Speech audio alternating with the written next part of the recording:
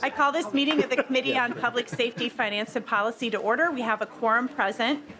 Before we get to the agenda, just a few things that we note before every hearing. Everyone here must be seated when they're in the hearing room. There's no standing or sitting in the walkways or aisles. If you need any accommodations, please let staff know. Signs aren't permitted in the hearing room or at the testifier's table and should be left outside. Clapping and other disruptions aren't allowed. And all of the testifiers who have been signed up in advance have been provided with a time limit. And if members of the public wish to testify on any of the bills, we will provide you with a time limit as well. And it's just so that we can keep the agenda moving and make sure that our members have time to fully discuss bills and amendments. Before we get going, we need to approve the March 19, 2024 minutes. Representative Hewitt, would you like to move approval of the minutes? So moved, Madam Chair. All those in favor of the March 19, 2024 minutes signify by saying aye. Aye. Opposed? Motion prevailed and the minutes for March 19, 2024 are approved. First bill on the agenda is House File 3966. It's a Representative Wolgamott bill. I will move to lay over House File 3966. I don't believe you have an amendment, and I do believe that Representative Igo is co-presenting, so come on forward. Welcome to you both to the committee. And I don't know who's going to start, but whichever one of you, please go ahead and tell us about your bill. Well, Madam Chair, Lead Novotny, members of the Public Safety Committee, thank you for the opportunity to be here tonight to present House File 3966, a bill to amend the definition of public safety telecommunicator and establish minimum training and certification standards. Since the first 911 call was made in the state of Minnesota back in 1968, the work performed by Minnesota's public safety telecommunicators has evolved significantly as new technology has been introduced and public expectations regarding the level and quality of service they receive has increased. I had the opportunity to see that firsthand over the legislative interim. I did a 6-hour-long sit-along with my friend, dispatcher Nicole Bauman, and it was an incredible experience, Madam Chair and members. The work that our 911 public safety telecommunicators do, the multitasking, the intense situations, they are the first responders, and they deserve to have the support from the state that they need to do their jobs and keep us safe. But surprisingly, Madam Chair and members, there are currently no statewide training and certification requirements governing these first responders who staff Minnesota's 103 public safety answering points. And while the Minnesota legislature has established these requirements for other public safety disciplines like law enforcement, firefighters, EMTs, Minnesota is one of the few states in the nation that has not passed legislation to define minimum training and certification requirements for PSTs. That's why we're bringing forward House File 3966. I'll walk you through the bill.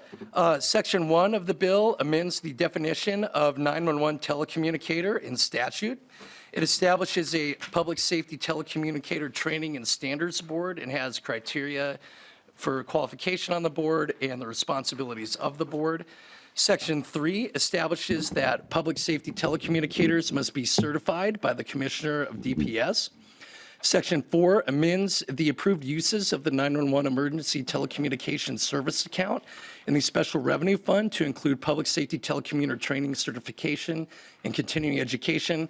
And lastly, Section 5 appropriates $1.45 million in fiscal year 2024 and $1 million ongoing from the 911 Emergency Telecommunications Service Account to the Department of Public Safety to establish and review the certification and continuing education standards that are developed in Section 3.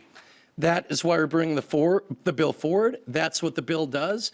And Madam Chair, I do want to acknowledge that while I'm here presenting the bill today, this wouldn't be possible without countless hours of hard work and collaboration from countless members of the legislature and within the law enforcement services. And I'm very proud to be presenting this bill with my friend from the other side of the aisle, Representative Spencer Igo, who we would not be able to have a bill before us today without his dedication to standing up for 911 public safety telecommunicators, the work of his predecessor, Representative Sandy Lehman. Again, this bill is a collaboration of many people. I'm very grateful to Representative Igo for his work on this issue, and I'm very proud to be here today co-presenting the bill with him. Thank you, Madam Chair, and thank you, members. Thank you. Hi, Representative Igo. Welcome to the committee. Go right ahead. Thank you, Madam Chair, and thank you, Representative Wolgamott. Like you said, this has been an issue that's been being worked on a very long time.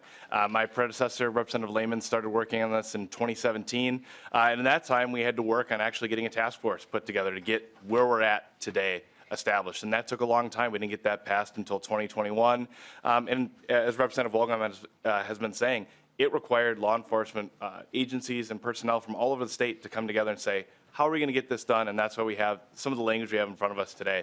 But this group of individuals, our telecommunicators, are a real critical line of defense when we call 911. I think that's something we take for granted. When we need help, when we need to call somebody, I know I can call or text 911 and someone's going to be there.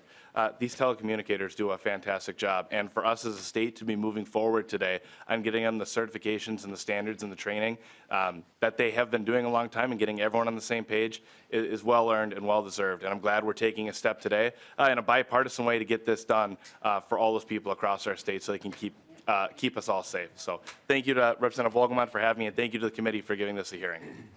All right, great. And it looks like your testifier is at the table. Nicole Baumann, welcome to the committee. Please introduce yourself and begin your testimony. Hi, thank you. Thank you, Madam Chair and members of the committee. My name is Nicole Baumann. I'm a 911 dispatcher with Stearns County Sheriff's Office, and I've served in this position for 7 years. The Stearns County Dispatch Center is the 9th busiest center out of 112 dispatch centers in the state. I dispatch police, fire, and EMS for all of Stearns County and its small town partners, as well as St. Cloud Police and Fire departments. I'm certified in emergency medical dispatching, FEMA, CPR, BCA, MNGIS, crisis negotiations, stress identification and management, missing and exploited children, response for first responders, and others. I'm also on the board of directors for Law Enforcement Emergency Services, Director of Law Enforcement Labor Services, and Minnesota Police and Peace Officers Association. LELS, MPPUA, and I support House File 3966, which creates appropriate training and education requirements for 911 dispatchers, a standards board, a certification process, and more. Dispatchers are a vital part of the public safety responder team. We provide critical life-saving work every day and should be recognized and classified as first responders versus clerical employees. Without dispatchers, the public safety systems would not be able to function properly. Dispatchers are many times the first of the first responders to an incident, taking a call, creating a computer-aided dispatch record, and sending critical resources to the scene. This requires listening skills, the ability to multitask, data entry, launch, and coordinate resources to the scene, but most importantly, we provide life-saving measures to the caller over the phone prior to police, fire, and ambulance getting to the scene. This includes CPR instructions on how to deliver a baby, a stroke diagnostic, and more. In addition, it requires a baseline knowledge of each first responding department. 911 dispatchers are the beating heart of law enforcement and the lifeline of first responders on the scene. On behalf of LELS, MPPUA, and myself, we urge your support for this important bill which supports all of our Minnesota dispatchers. Thank you. Thanks for your testimony and for your work. We appreciate it. We did have one member of the public sign up in advance, LaVey Robinson. So come on down to the testifiers table. And then are there any other members of the public wishing to testify on this bill? All right. And once you get to the table, please introduce yourself and begin your testimony. Welcome. Welcome. Thank you, Madam Chair, members.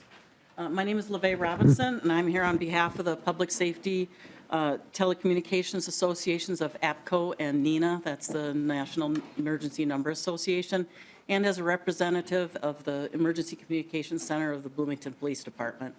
I have been a telecommunicator for over 30 years, and as a veteran of emergency communications, I believe legislation is not only necessary but imperative for the well-being of those that we serve.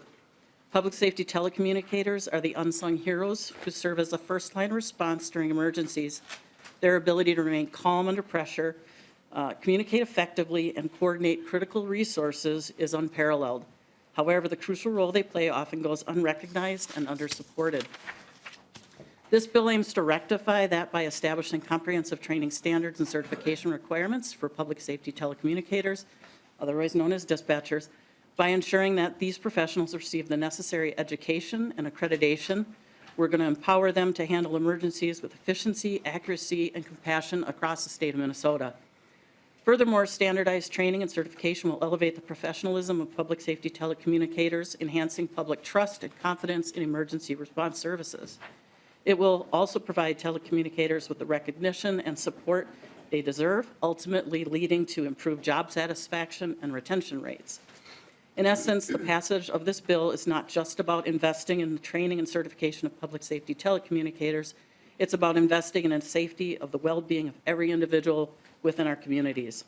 I urge you to consider the profound impact this legislation will have on the public safety and wholeheartedly support its swift enactment. Thank you for attention to this critical matter. Thank you for your testimony and for your work as well. We appreciate it. We'll move on to member discussion. Representative Mueller. Thank you, Chair Mueller, and Igo and Wolgamott, thank you so much for this. I did, as I've been looking at the bill that Representative Igo had presented, which does have a Senate companion, and compared it to this one, I noticed that Representative Igo did not have, following the recommendations from the task force, did not have an oversight board, but instead had it through public safety. What was the reason of going ahead and creating an oversight board instead of using the recommendations from the task force? Representative Wolgamott. Well, thank you very much, Madam Chair. Thank you for the question, Representative Mueller. I should have mentioned that I did have some authors' amendments in the mix of being prepared for this hearing. Chair Mueller requested that out of respect for the time of this committee that we not go forward with any authors' amendments, but I'm working with Representative Igo and the other stakeholders to make sure that gets ironed out. Right, yep, and because the bill was being laid over and out of respect for staff, that was why. So we'll be able to work on amendments. Go ahead. And then, as I said, as of when I got this research memo, there isn't a Senate companion, whereas with Igo's bill, there is a Senate companion. Do we know how this is going to work? Representative Wolgamott. Well, thank you, Madam Chair. Thank you, Representative Mueller. I'm Mueller. Or Mueller, excuse me. Mueller, tomato. My apologies. Not the same. Again, we're working together in collaboration and partnership. Senator Lang is carrying the Senate file of Representative Igo's bill, and we're working in conjunction to make sure that these policies being put forward are advancing through the proper bodies. Thank you. All right, Representative Curran.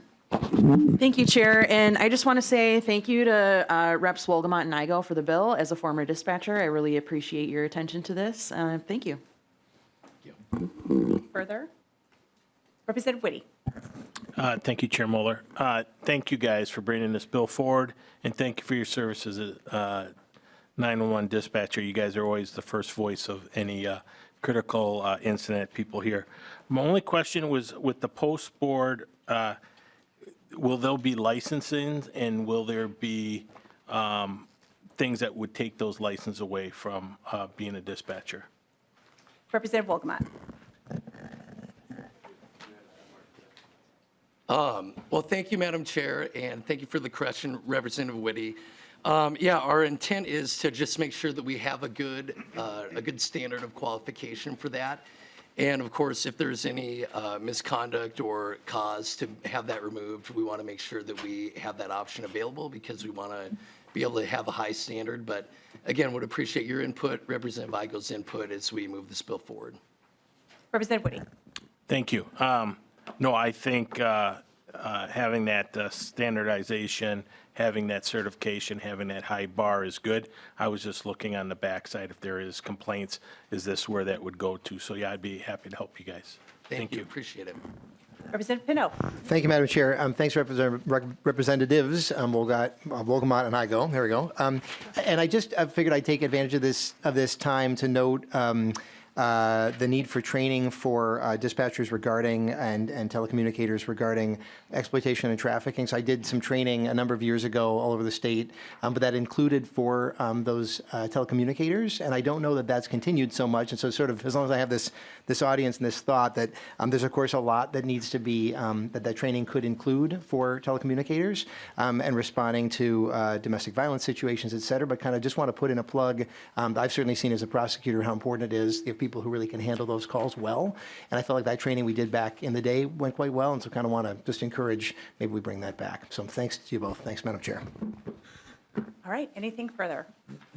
All right, well, thank you once again. As a prosecutor who handles appeals, I have listened to many a 911 call and very much appreciate the great work you do and the hard work that you have. You're hearing people in their, sometimes their most stressful and anxious, provoking moments, and you're trying to be a voice of calm and help for them. So thank you so much for that work.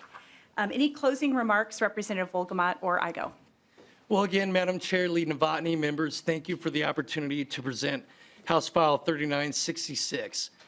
Our entire state owes a debt of gratitude to Dispatcher Bauman and her fellow public safety telecommunicators across the state for the crucial, life-saving work that they do on the front lines of public safety in our state. We can give them the respect and the support that they deserve by passing House File 3966. I look forward to continuing to build off of the incredible work that's been done by Representative Igo, and once again, thank him for his hard work, and look forward to working with all of you to enact House File 3966, and I ask for your support. Representative Igo.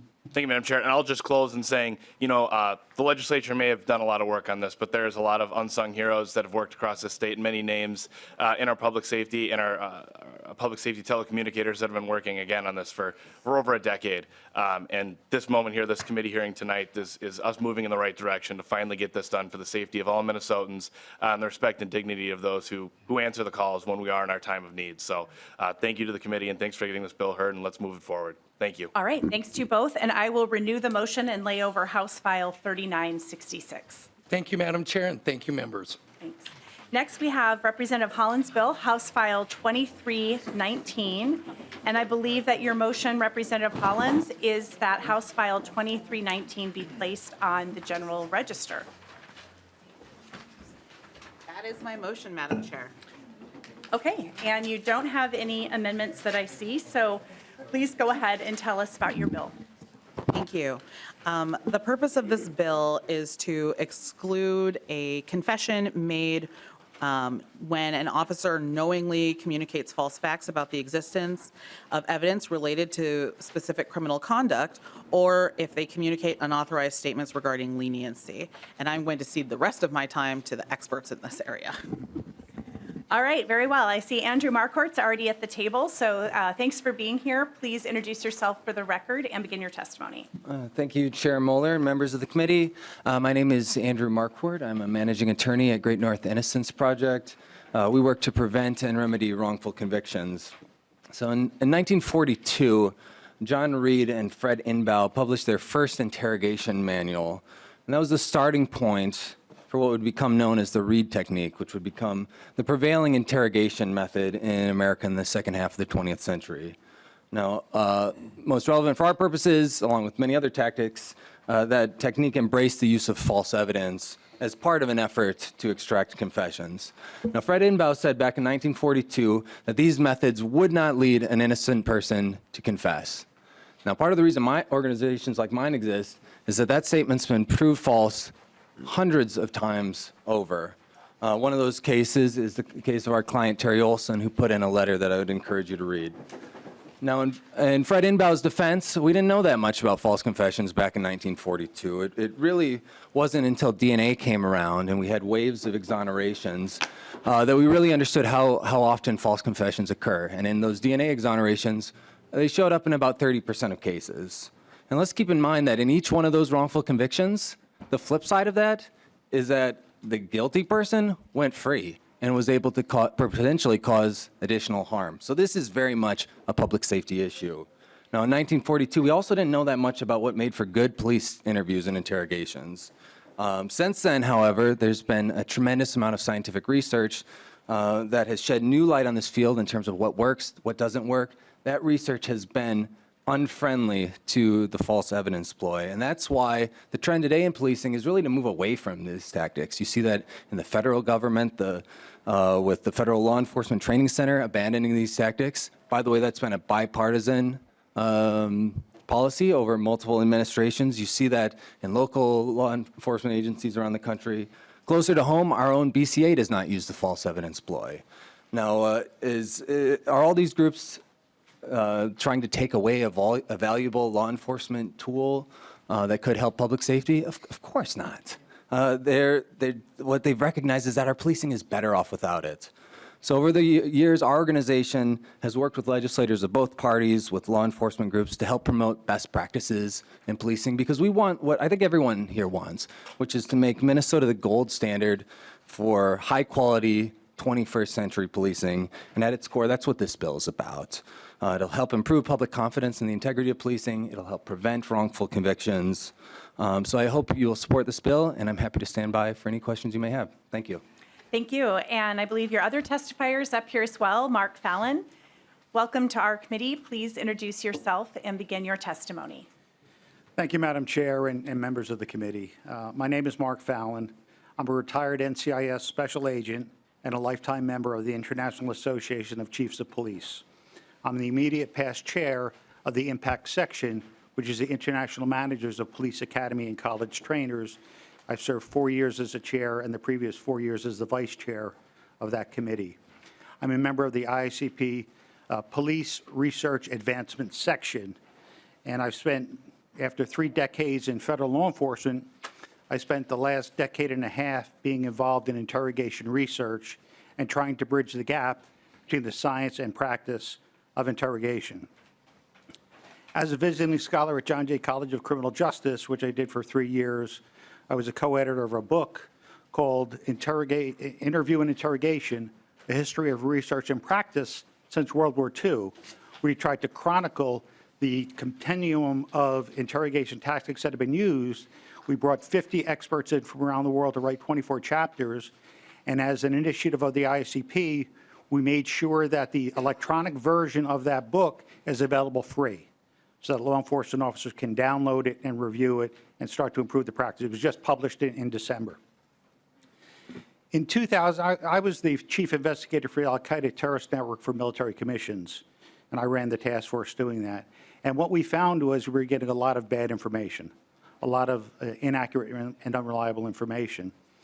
And in 2005, President Bush and the Office of Director of National Intelligence commissioned a study. He asked the Intelligence Science Board to take a look at why we were getting all this bad information. What they found was they did a study, and they found that it had been more than 50 years, 50 years, since the U.S. government had invested any money into why a guy like me would get someone to talk to me in an interrogation. We were using customary learning, things that were handed down. The Army Field Manual was based on legacy, and there was what they found was none of it was based on science. It was not evidence-based. They went to the FBI Academy. They went to the Federal Law Enforcement Training Center. They went to the Boston Police Department. And so what happened was in 2009, when President Obama took office, he took a look at this and said, while we're not going to torture anymore, we do need to know the most effective means of obtaining accurate and reliable information to protect our national security. Since that time, the High Value Detainee Interrogation Group formed a research committee, and I was the chair of that committee. And there have been over 150 funded government research projects that have resulted in more than 225 peer-reviewed scientific publications in journals on how to improve the practice of effective interviewing. When I was the assistant director for training of the Federal Law Enforcement Training Center, we were not using science-based methods to teach our law enforcement officers. They do now. When I was the director of the NCIS Training Academy, we were not using science to improve the practice of interrogation. They are now. There's a whole movement underway, and there's pockets of excellence around the country of departments that are embracing the research. They've totally revamped the training at the Federal Law Enforcement Training Center. Now, every Secret Service agent, every ATF agent, every U.S. Marshal, NCIS, OSI, everyone who goes through FLETC, when I was the assistant director, we had about 3,000 a day in daily residential training, about 30,000 a year as our annual throughput. They are all now receiving this new science-based methods.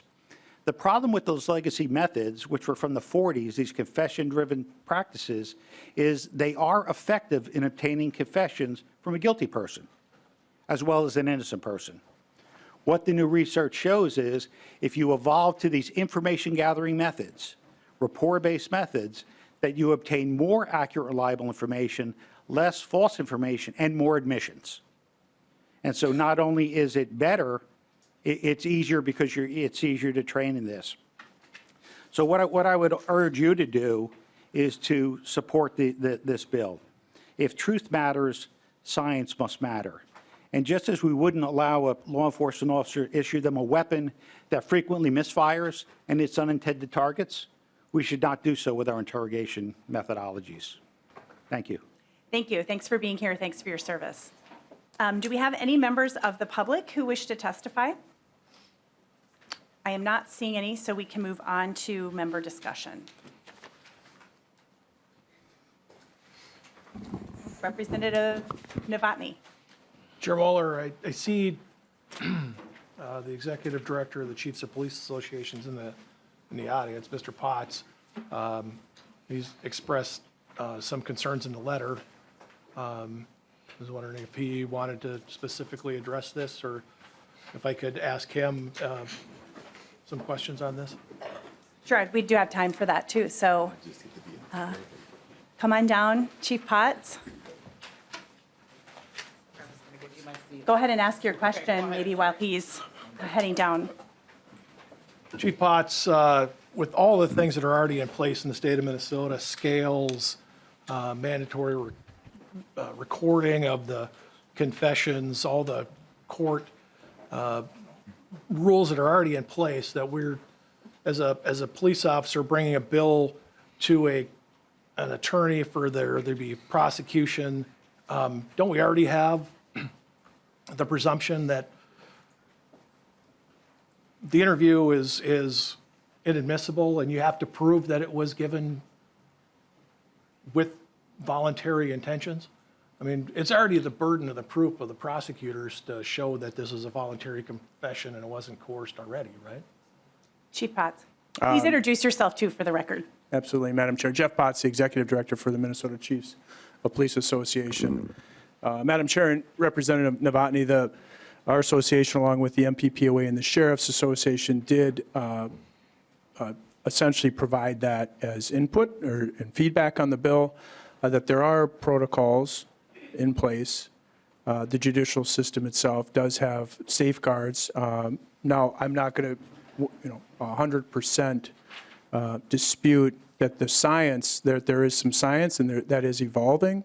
But I think our association, at least, is still not convinced that science is complete. And I think if this were to pass, I think Minnesota would be the only state in the country that would accept that science in all cases, both adult and juveniles. And so we're monitoring this science and trying to ensure that we don't end up in a situation where that perhaps our efforts, as you've mentioned, that the system does have some safeguards to protect admissibility of statements, we might end up in a situation where that it doesn't work exactly how we had hoped. And so we don't support the bill as it stands right now. I think if it were to be limited to juveniles, that the cognitive ability and the brain of a juvenile, that there may be a stronger case that the science supports that at this time. But we aren't in a position right now to support it for all cases for the systems and protocols and safeguards that you just mentioned. And last question for you, Chief Yep, Potts. Representative Novotny. Last question for you, Chief Potts. Would you concur that it is the position of the agencies that you represent and that were on this letter that none of them want a false confession and none of them want an innocent person to be held accountable and a guilty person to go free? Chief Potts. Madam Chair and Representative Novotny, absolutely. Thank you, Chief. I have one last question for the person from Mr. Marquardt for the Great North Innocence Project. Sure, you can come there. Why don't you stay there, Chief Potts, because I have a question for you as well. All right, Mr. Marquardt's back at the table. Go ahead and ask your question. Mr. Marquardt, reading you've got the letter that you put out about this case with Terry Olson and a false confession. Has something changed in the laws? Because I was always under the assumption in the cases that I worked that you couldn't you couldn't get a conviction just based on a co-conspirator's admission. Is there something in this case that you cite as the reason that we should have this that I don't understand and hasn't already been covered in Minnesota case law? Mr. Marquardt. Thank you, Chair Muller, and thank you for the question, Lee Novotny. I think it would be overstatement, and it wasn't intended to be the representation that the statement from his co-conspirator was the only piece of evidence in that case. So yes, I guess if that were the only piece of evidence, perhaps that would not be sufficient. But it was a major pillar of the case against him, and I think likely he would not have been convicted but for the testimony of his alleged co-conspirator, which was extracted through a interrogation method that relied on the false evidence ploy. Lead Novotny. Thank you, Chair.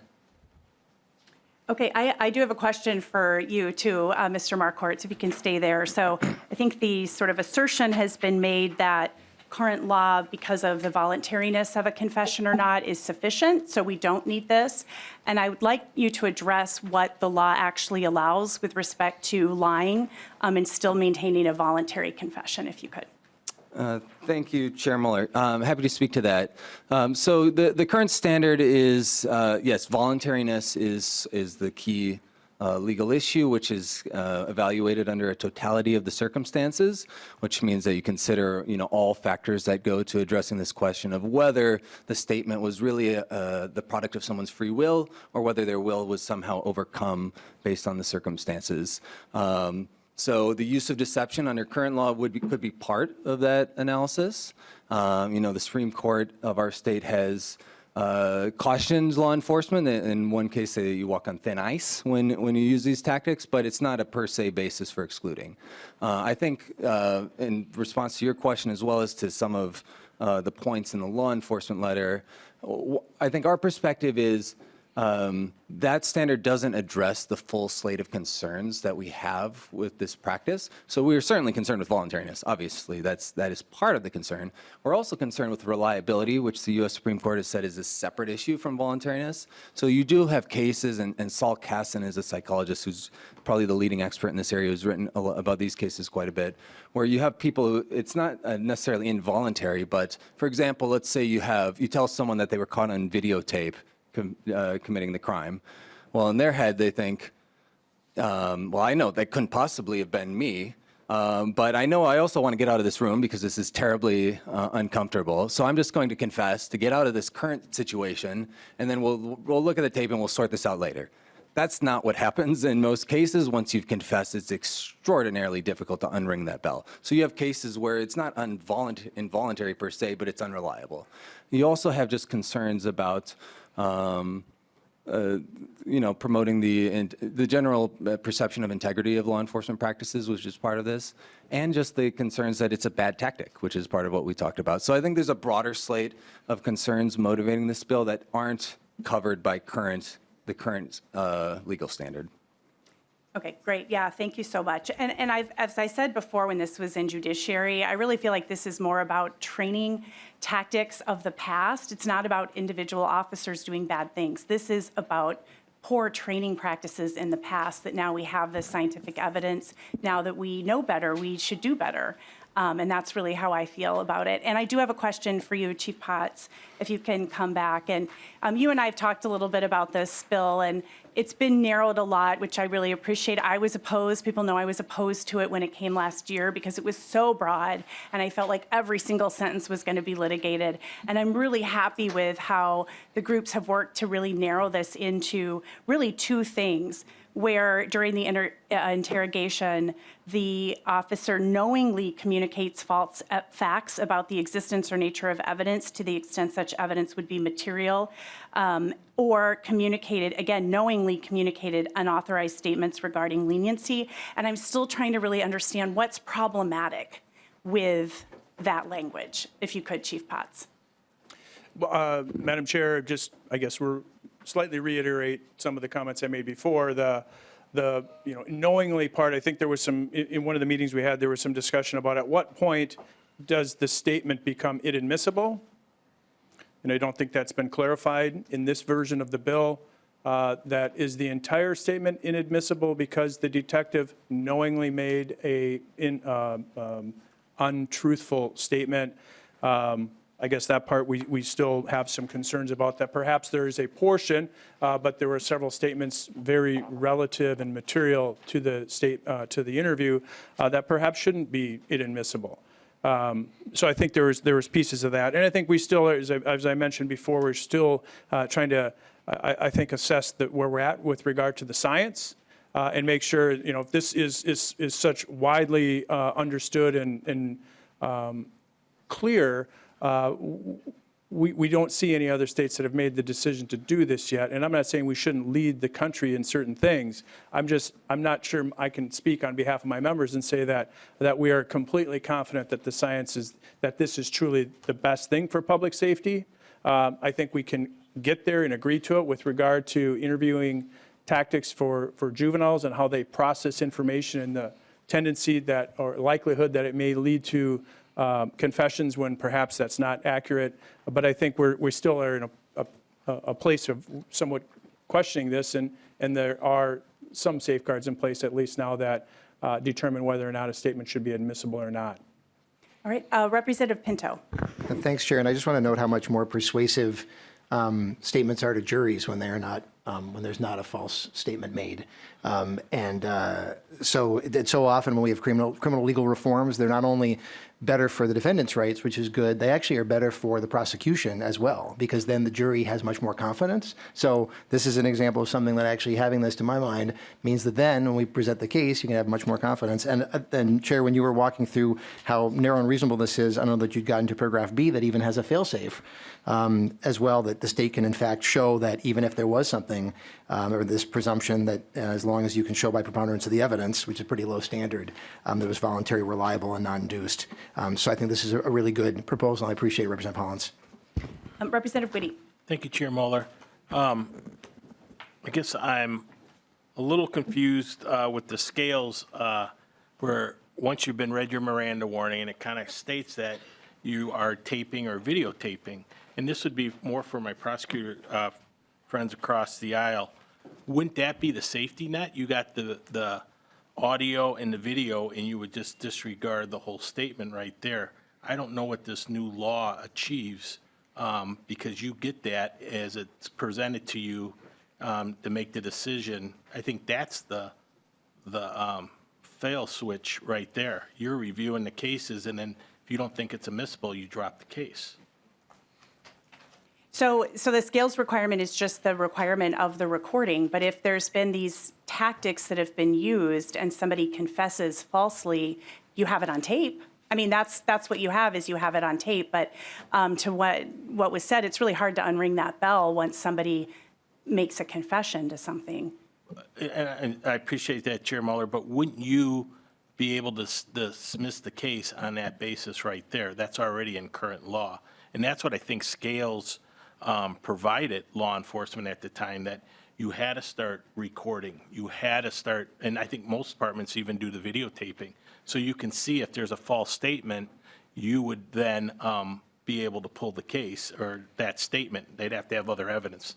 Maybe I'm missing a piece in all this. Yeah, I mean, I think with all of these things, there's some level of prosecutorial discretion. Maybe that's what you're saying. But this would be a standard of, if these things actually happen, these knowingly making these false statements or knowingly communicating unauthorized statements, then we're going to assume it's inadmissible unless these other parts of paragraph B can be established. So it provides some consistency in a standard. So we currently do not have that. You guys don't have the ability to say we're not going to prosecute this case because it didn't meet that standard? Well, I think this creates consistency. That's what I'm saying. This is the standard. This creates a consistent standard. Thank you. And I don't know if any of the any of our experts wanted to comment on that further. No, okay. You handled it really well. All right, Prosecutors sorry. doing I their feel job. like, yeah, I'm more engaged in this discussion than I normally am, so. But you guys are in the field, you guys understand it. I'm trying to understand it from, if you arrest somebody, you read Miranda, you start already recording it. So you would find out if there's a false statement right there. Just wondering how this would play a part in it. But I will say, I did have a conversation with the one testifier, and I appreciate his thoughts on the new science of all this. And it will be interesting to see how this goes. So thank you. And I think it would be great for us to have if we can, the free guide that you provide to law enforcement. Can you send us the link? And absolutely. Okay, great. Thank you. Representative Hollins, did look like you were wanting to respond.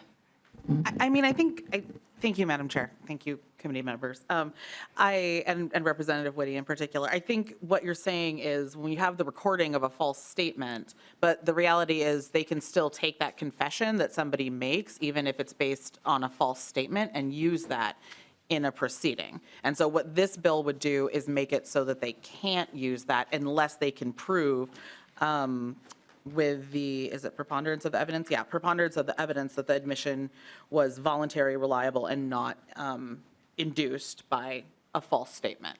So yes, it would be recorded.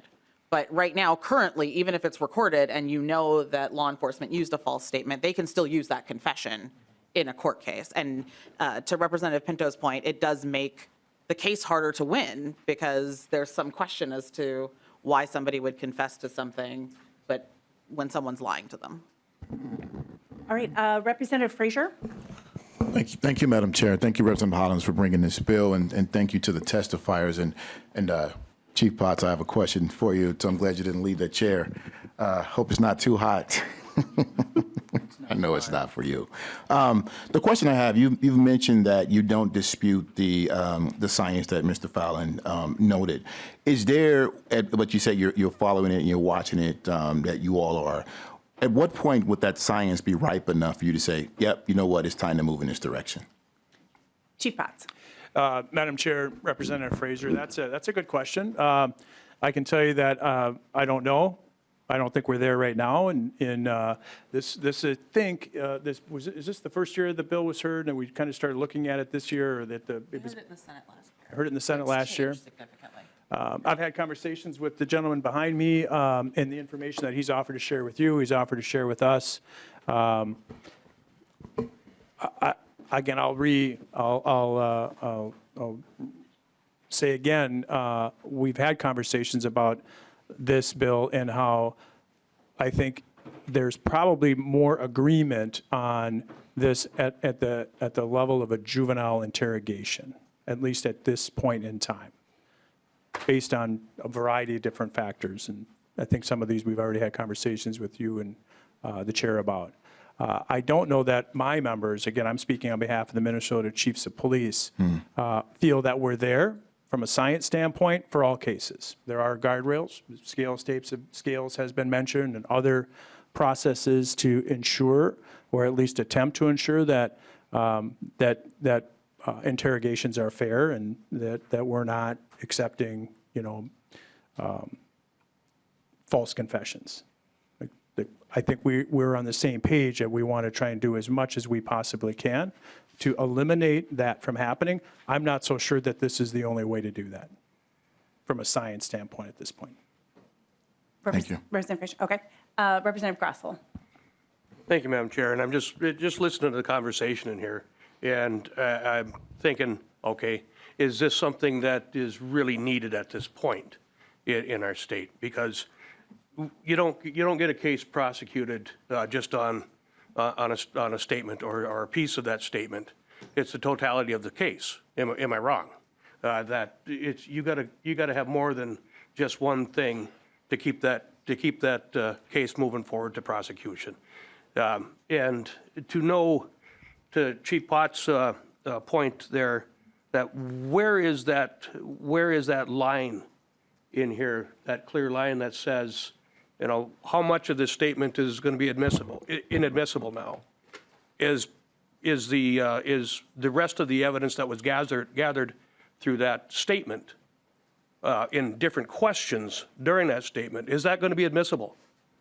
Or is the whole statement, even though there was only one piece of lie told or asked in a question, or is the whole statement going to be in the toilet then? So I think that's something that should be fleshed out here, so that where's the line at? Where's the line at? So that it's very clear that when you're taking a statement or you're doing an interview, that if I make one mistake in this interview, but I ask several questions during this interview, that the whole thing's gone. And that's I think that's something that would be very important to get fleshed out to make sure that it's clear. Yeah, and I think that's a good question. I don't know if the bill author or testifier wants to address it. I mean, I assume that it's like if a statement is held to be involuntary, that maybe the parts up until that point, or somebody then invokes their right to counsel, things up until that point, but would be admissible. That was my assumption, but I do think it's a good question. It would be great if we could get some clarity on that. Mr. Marquardt. Thank you, Chair Mueller, and thank you for the question, Representative Grossel. I think a couple points. I think that interpretation that the chair just offered is likely how a court would address it, to the extent there is sort of an untainted portion of the interview prior to the use of the methods that are being forbidden here. I think part of your concerns are, I think, animate the rebuttable presumption here, to be able to show that, notwithstanding a sort of technical violation, we can you would have the opportunity, you being the state would have the opportunity to demonstrate that it should be admissible anyway, because we can have confidence that it was voluntary, reliable, and not induced by the deceptive technique. So I think someone described that as a fail-safe. I mean, I think that is meant to pick up scenarios like that, where it's really more of a foot fault, so to speak, and doesn't really infect the reliability of the statement.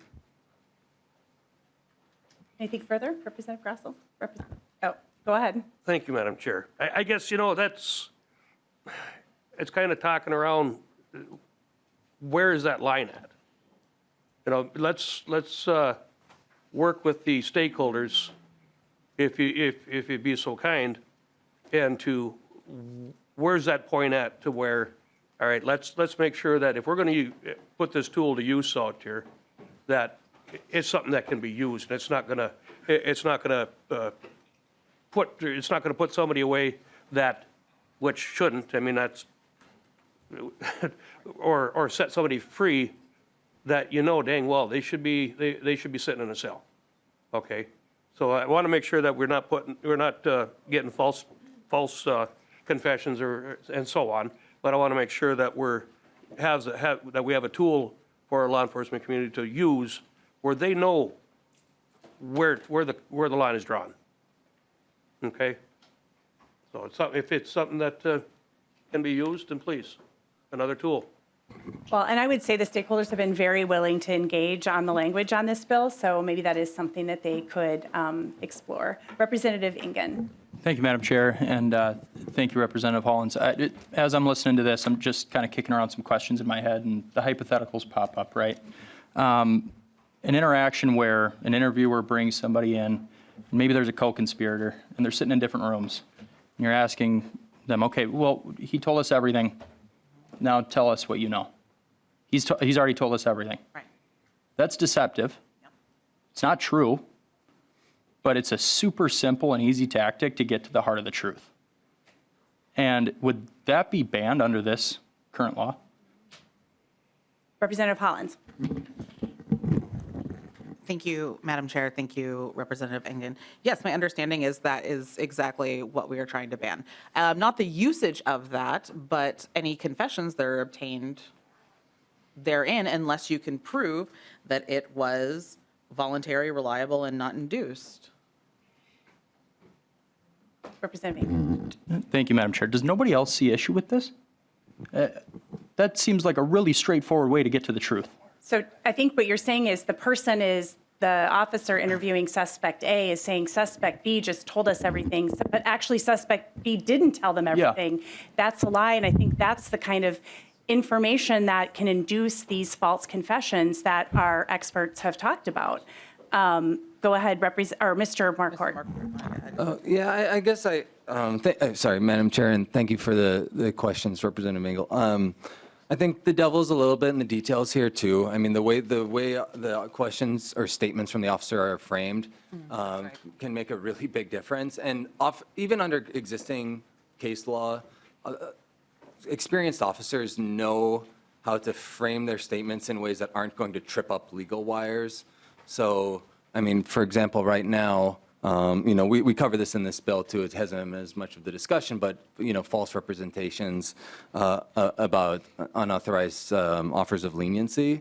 Officers know how to work around that and not make those promises, not to trip those wires, but to encourage people to think about what the consequences might be of cooperation versus non-cooperation. There are skillful ways to do this that don't involve telling lies to people, and I think the officers will be able to deploy those effectively and know where the lines are. Anything further? All right, we do, I kind of got us off track and moved way out of order. So Representative Hudson, we'll finish with you and then we will move on. Go ahead. Thank you for your indulgence, Madam Chair. And I wasn't planning to wade in on this, but Representative Engen tripped a wire in my brain. So let me just get this straight. So with this bill passing and being enacted into law, you could have a scenario like that which Representative Engen describes, where a confession is made. And I can understand on some level the idea that we're not going to have that confession itself be admissible.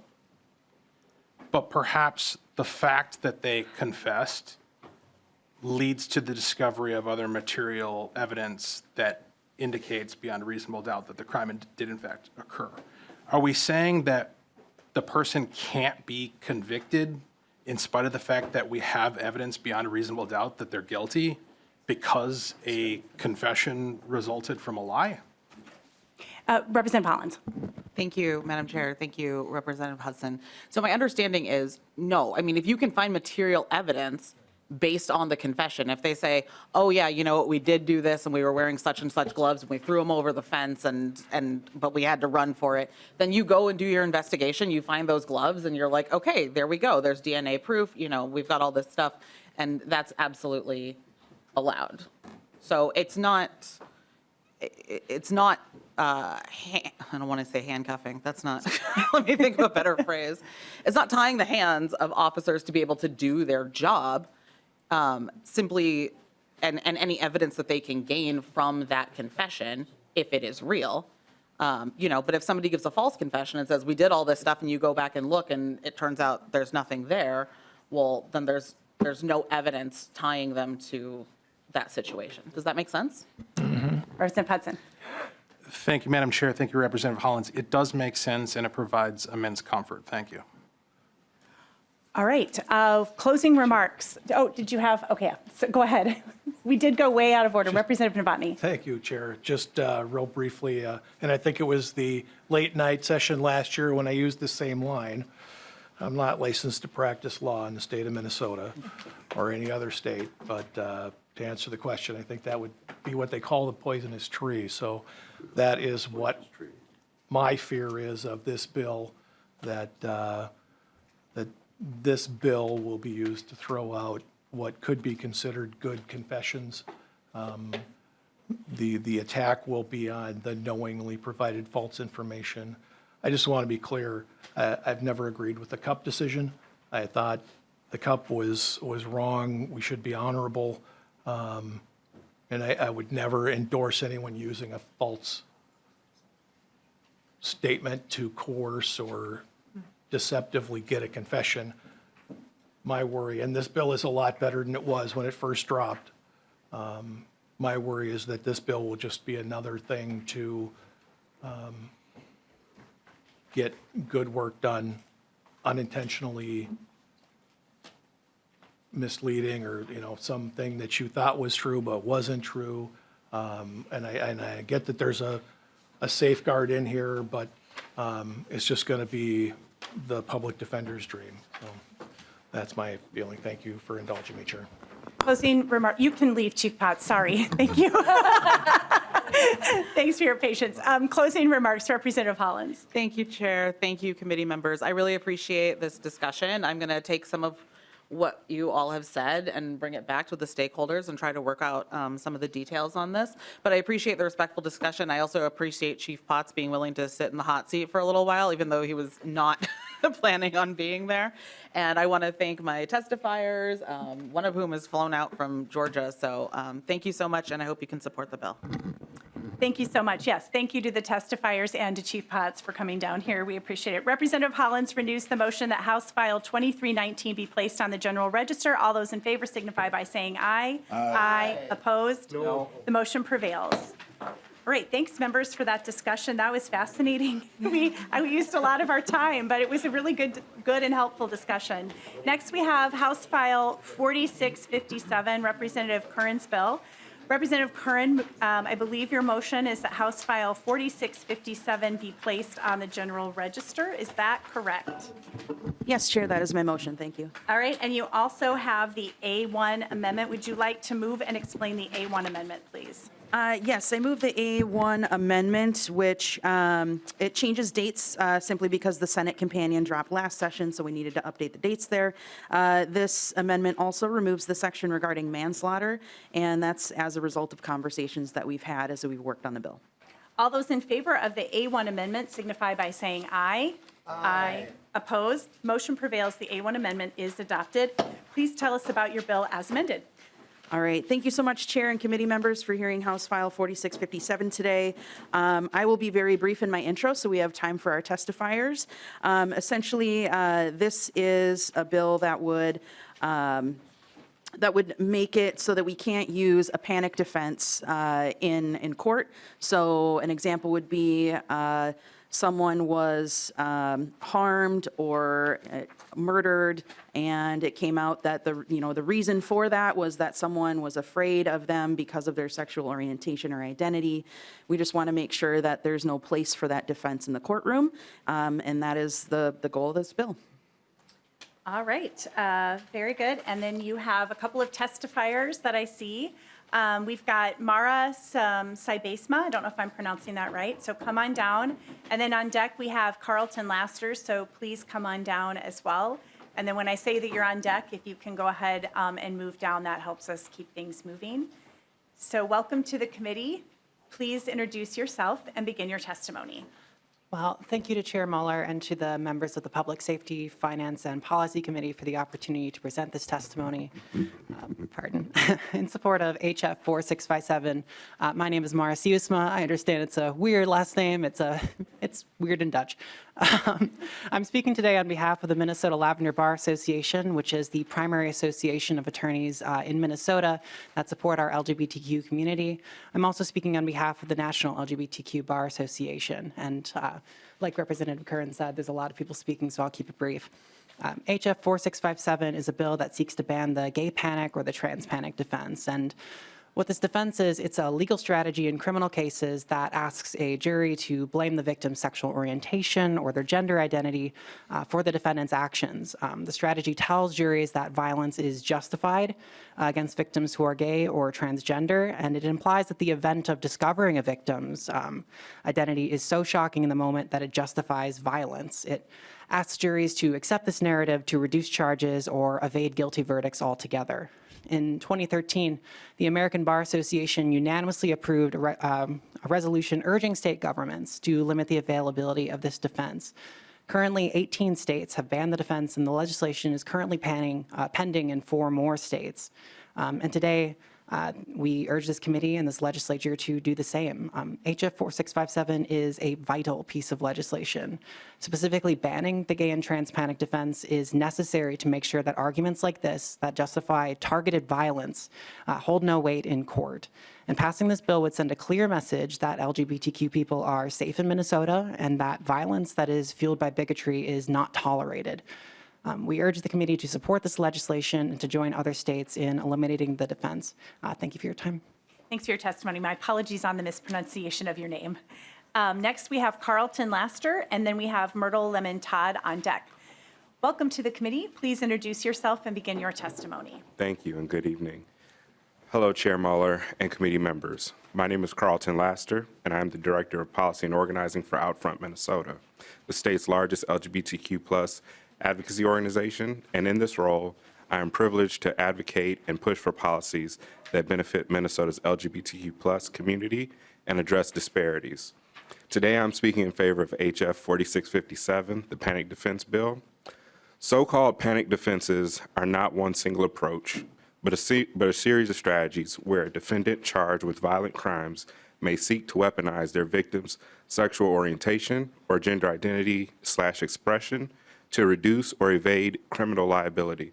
Discussion around this issue became part of the national conversation in 1999 during the Matthew Shepard murder trial, and recently in 2015 with the murder of Daniel Spencer. LGBTQ+ panic defense bans have passed in 17 states, including the District of Columbia, and they are supported by the American Bar Association, the Lavender Bar, and many other groups. Minnesota, like other states, has considered legislation to address this in past sessions. Renewed community calls to address this issue came after the tragic murder of Savannah Ryan Williams, a BIPOC trans woman, in Minneapolis this past November. Bias-motivated crimes against LGBTQ+ individuals are on the rise across the country, with a 13.8% increase in reports based on sexual orientation and a shocking 32.9% jump in reported hate crimes based on gender identity, according to data from the FBI's annual crime report. And these statistics reflect the lived realities of LGBTQ+ community who are experiencing threats of discrimination and violence all too frequently. On a personal level, I myself have had close personal friends impacted by this violence, and so enough is enough. While addressing the so-called panic defenses is only one step in addressing safety concerns, it sends an important message to the LGBTQ+ and BIPOC Minnesotans that our lives and existence, in fact, matter. All Minnesotans deserve safety and protection to exist freely under the law, and for LGBTQ+ Minnesotans, the passage of HF 4657 is a step forward in better protecting our state's LGBTQ+ communities from harms of transphobia and homophobia.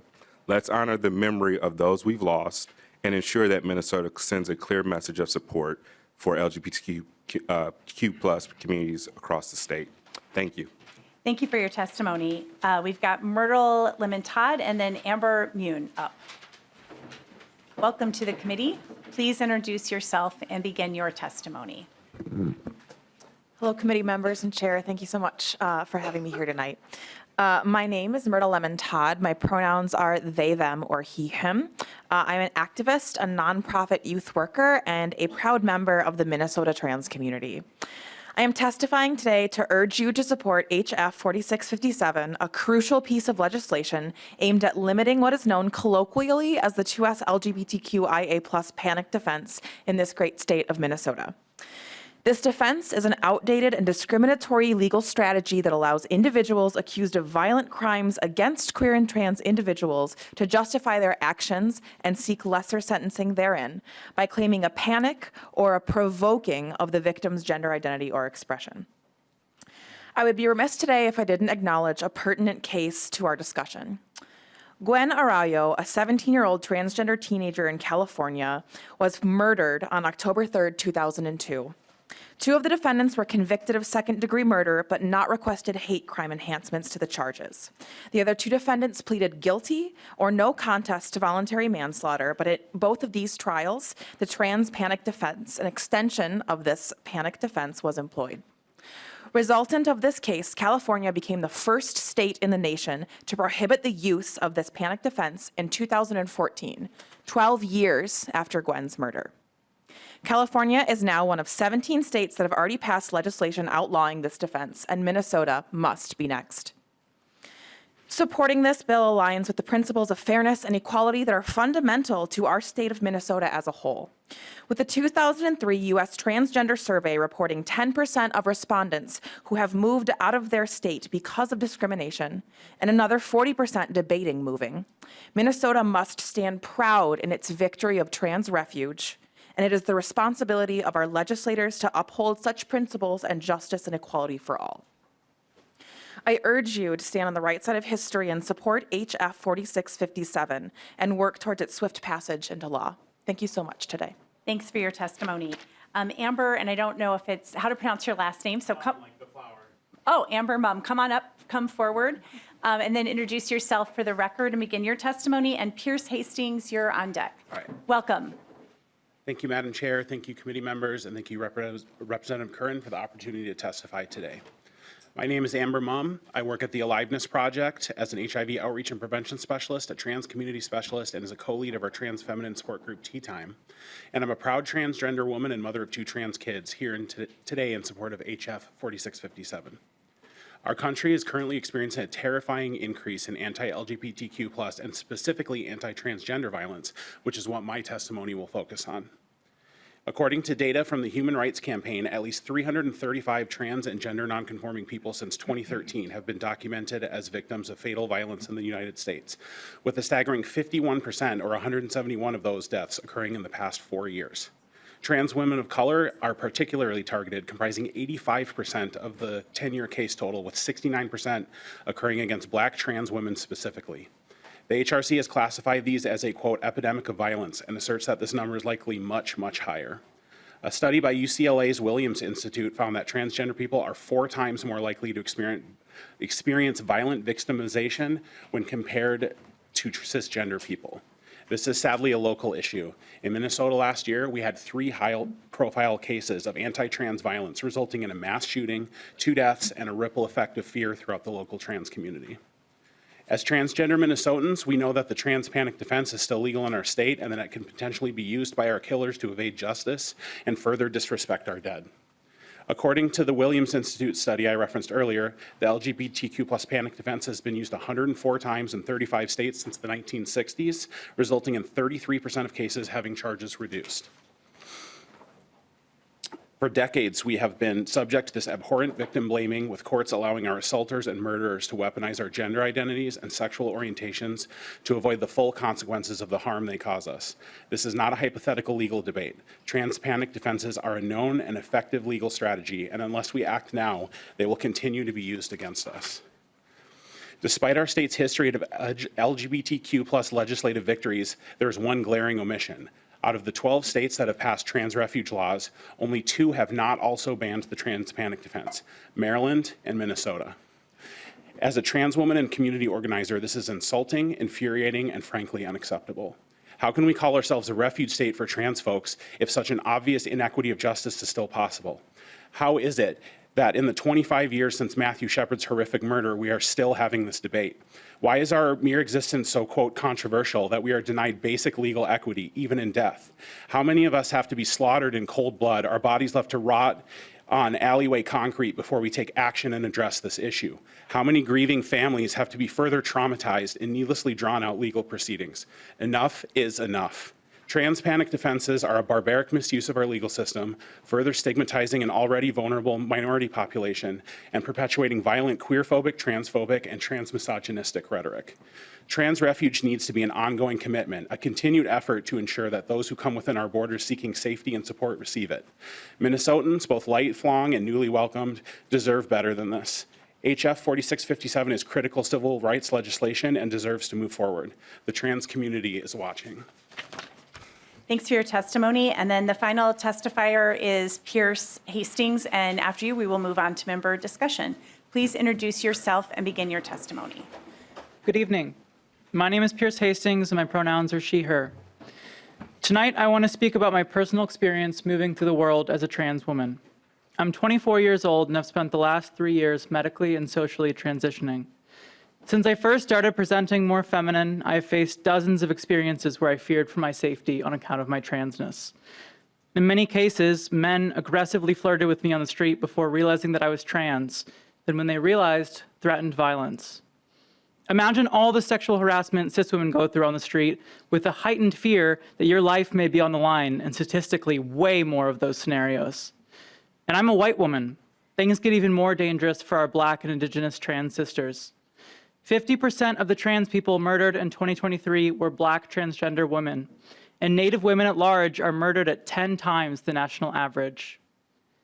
It's no secret that trans women live in a near constant state and fear of violence, not just from strangers, but also from the legal system. Tonight, you have the opportunity to ban a defense that fundamentally dehumanizes trans people by saying their very existence can excuse violence towards them. That's like saying it's legally defensible for someone to kill a ginger just because discovering the color of the victim's hair color drove them into a state of delirium. Trans people's transness does not beget violence. And while you personally might not be able to prevent that violence itself, at the very least tonight, you can prevent the excuse that our transness makes the violence justified, or that we had it coming. In the worst case scenario, you can prevent someone inundated with anti-trans rhetoric online and in the news from encountering a trans person in public and acting on their wildest, most violent fantasies, knowing that the trans panic defense could maybe exonerate them in the future. You have a responsibility to prevent someone from murdering a trans person because they think they might get away with it. On another note, not only is this bill important to prevent the trans panic defense from being used, it's also an important step for trans mental health. We need to believe we are human ourselves and deserve to live. 42% of trans people have attempted suicide at least once in their life because they don't believe it will ever get better and see nothing but a life of pain, exile, and danger ahead of them. Passing House File 4657 would be one step towards showing trans people that our lives have value and that people's violent reactions towards us are not our fault. Thank you. Thanks for your testimony. We will move now to member discussion. Representative Ingen. Thank you, Madam Chair. Well, I was reading over this bill. I really wanted to see what it would do in effect. And I couldn't help but wonder if in the course of a sexual interaction, someone discovers that the biological nature of their current sexual partner is not what they believed it to be, or what they were led to believe that allowed them to engage in that action consensually from the beginning. And that consent piece is huge.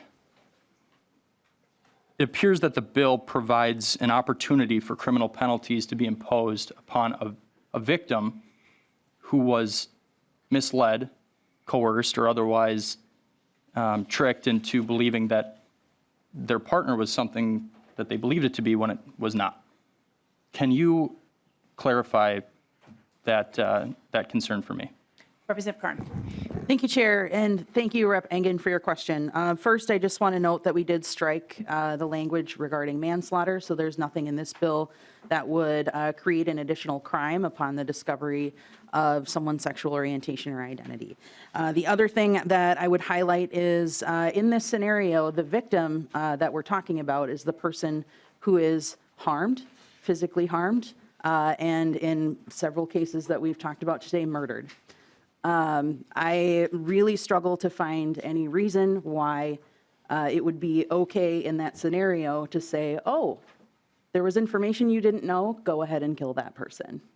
That's not acceptable, and we want to make sure that's not used in the courtroom, so that's why we're doing this bill.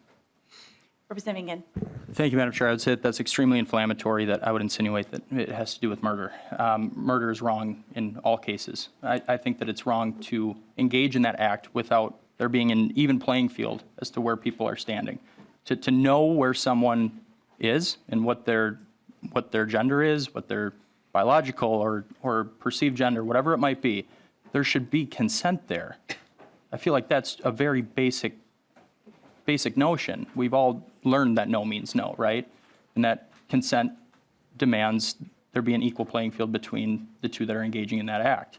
I see that this could potentially impose crimes upon someone who is saying, no, this is not an act that I have consented to, once they discover that inequity. I'm going to ask again, can you speak to that portion? Representative Curran. Thank you, Chair. And I will invite one of our testifiers, Amber, to come up, because I think we've had this conversation before. But I again want to reiterate that what this bill aims to do is to prevent the use of defense in a courtroom when someone is harmed because of their identity. Now, the circumstances under which that happens, you could use that same argument for any sort of attribute of a person in general. That maybe you weren't certain that somebody was a certain religion and you found out later and that made you mad. Whatever the reason happens to be, this specific bill is designed so that that defense cannot be used in a courtroom. And I'll turn it over to our testifier as well. Yep. Amber, Mom, if you want to come forward here and answer that, please. Thank you. Thank you, Madam Chair. I can say that as a trans woman, as a community organizer, as someone who works with several transgender women in particular, that hypothetical doesn't happen in real life, period. It does not. We are fully disclose our transgender status when we are dating, when we are entering interactions out of safety. We would never try to trick anyone. We would never try to insinuate that we were anything other than transgender. And frankly, it is slightly insulting to insinuate that we are trying to trick anyone with our gender while we are dating. That is not something that happens in reality. I would love if there was a citation, if you could find any evidence of that happening, especially in Minnesota. But in my 2.5 years of community organizing, in my 37 years live on this earth, I have not seen that ever happen. Final question, Representative Engen. Well, if that's the case, if it truly never happens, it seems like we could easily pass a law that would demand that that be disclosed. If it's never happening, it seems like we found some common ground here. And to say that it's never happened, I have to cite a source as to where it has. Show me where it hasn't. I'm sure it has before. Hypotheticals are what we have to think about in law because they have ramifications. There's trade-offs to policy here, and to not have that defense and to not have that equal ground going into that, what was a consensual act, which then they recognized was not consensual, we have to think about that. I'm sorry. That's where I stand on this, so. Representative Hollins. Thank you, Chair Moeller. Thank you, Representative Curran, for bringing this bill. I'm trying really hard to focus on what I was going to say because I was very thrown off by the previous comments and yeah, so I'm going to try and focus on what I was going to say instead of replying to the other side. This is an important bill. And I know you know that I carried this bill back in my first year, and I am very excited to see it moving forward. I think I have a number of trans and queer friends, and I knew logically sort of what they experienced on a day-to-day basis. But actually, my eyes have been opened even further now because the incredible Lee Finke is the other side of my district. And we share a district together. I share a district with a trans woman who I get tagged in photos with, and who I go to town halls with, and who I interact with in general. And the amount of vitriolic hate that I witness now that I am in those spaces, in those photos, in those social media posts is truly horrific and honestly frightening.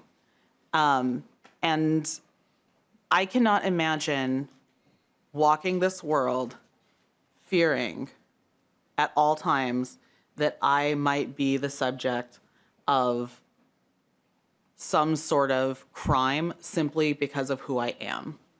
Like that is, I mean, theoretically it's real for me as, as a queer brown person, like theoretically, yeah, that could happen. But I've never felt it as acutely as I have now, sharing an amazing space with my good friend, Representative Finke.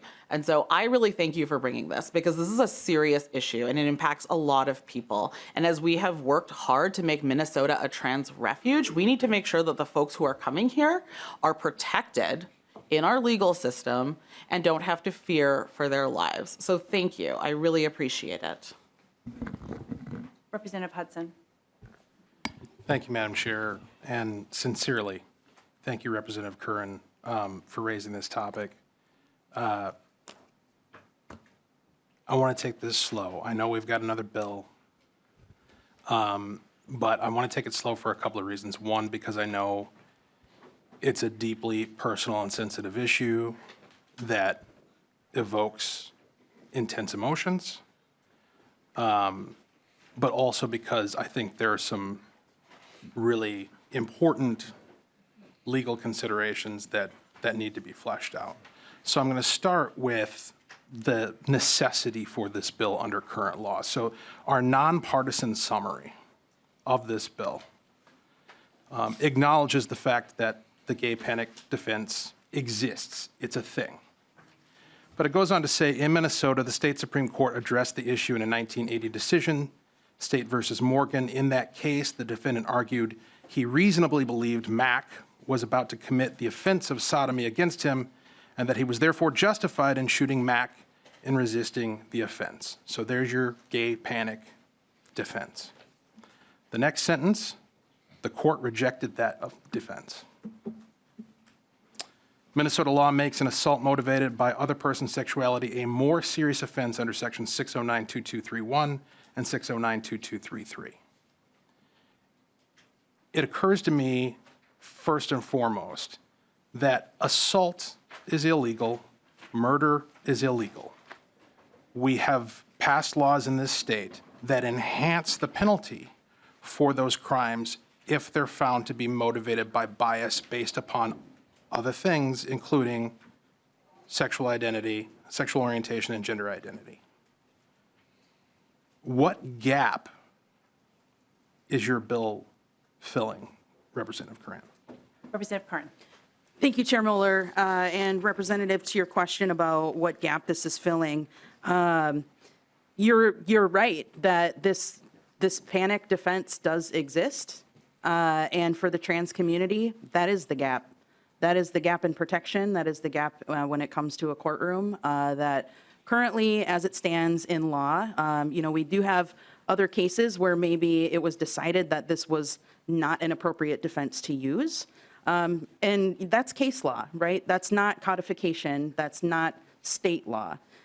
So we already know that there are plenty of scenarios of case law and Supreme Court decisions that have been overturned over the years as well. This is a solid way to secure or to ban this defense from being used in the state of Minnesota. I would also add that one important piece of this is not just banning the defense, but by banning the defense, it eliminates the stage for further harmful rhetoric to a community, to even provide a platform to insinuate that people might be trying to trick others into behavior, that we're being deceptive, that the queer community is somehow violent or to be feared. We are taking that platform away. And that is also a really crucial piece of this bill. Representative Hudson, one Thank you. final. Thank you, Madam Chair. Okay, so since it's got to be the final, I guess I got to go for the gusto here. It appears as though you're suggesting that it is not possible for a trans person to engage in deceptive behavior in an attempt to gain sexual access to another person. I find that prima facie ridiculous. Any person is capable of engaging in deceptive behavior regardless of whatever protected status they may have. I find it interesting that it was stated by your testifier that this never happens. There's never a situation where deception is utilized in order to gain sexual access to another person, and yet your bill addresses that circumstance directly. I mean, lines 3.8 through 3.13 that provides this new prohibition on defense, it says it is not a defense to a crime that the defendant acted based on the discovery of, knowledge about, or potential disclosure of the victim's actual or perceived sexual orientation, including gender identity expression, including under circumstances in which the victim made an unwanted, unforceable, which is an interesting word, I'll come back to that, romantic or sexual advance towards the defendant, or if the defendant and victim dated or had a romantic or sexual relationship, past tense. Why would we need to put that in the law if this never happens? If there's never a scenario where someone's gender identity or sexual orientation is discovered after a romantic or sexual relationship? That would be question one. And then secondarily, again, because I have to close here, are we unintentionally, because that word unforceable, unwanted, unforceable romantic or sexual advance, we recognize in law that one manifestation of force is fraud.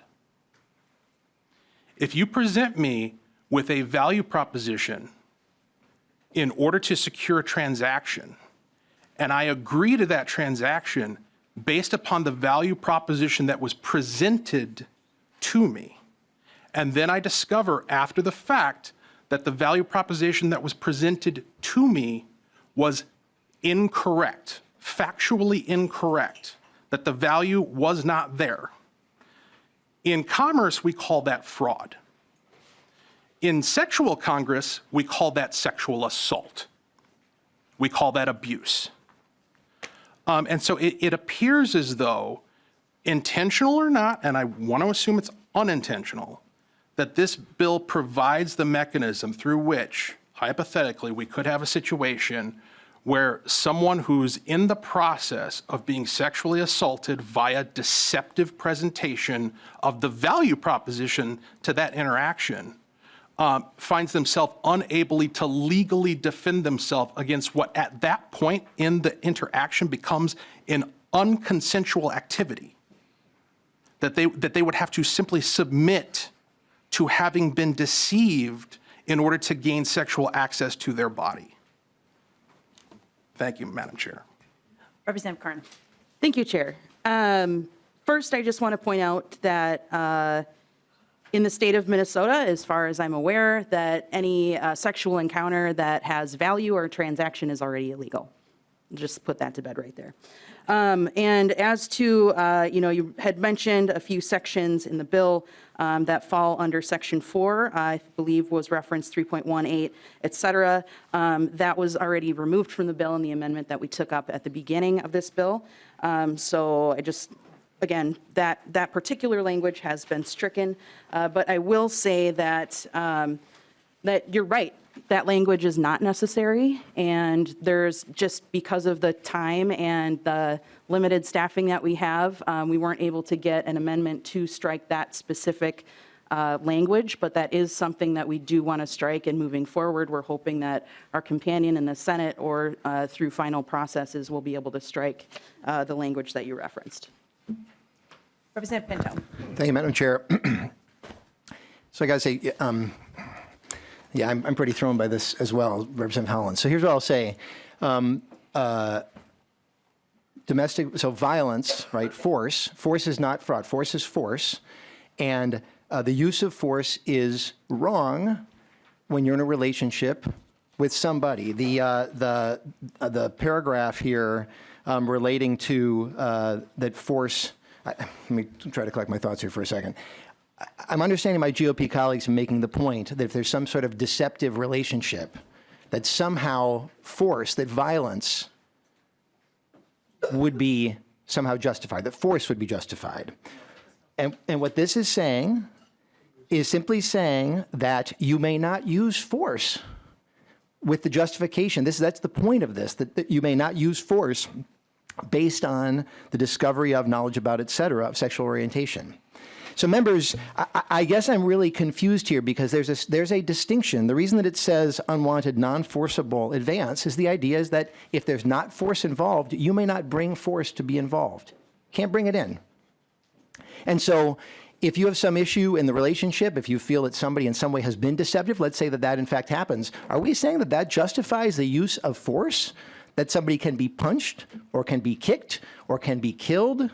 I certainly would hope not. So that is the distinction that's being made here.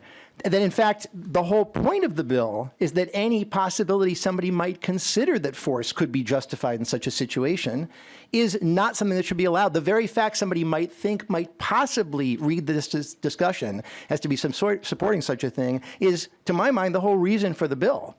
And as I look, and I should say, I had some skepticism in thinking this through, and I realized, wait a second, whatever else the courts may have said at any point, we're at a point in our history as a country and as a state where there is a group of Minnesotans that are being targeted because of who they are. I mean, it just is true. We just know that it is. It's a particular group targeted based on their identity.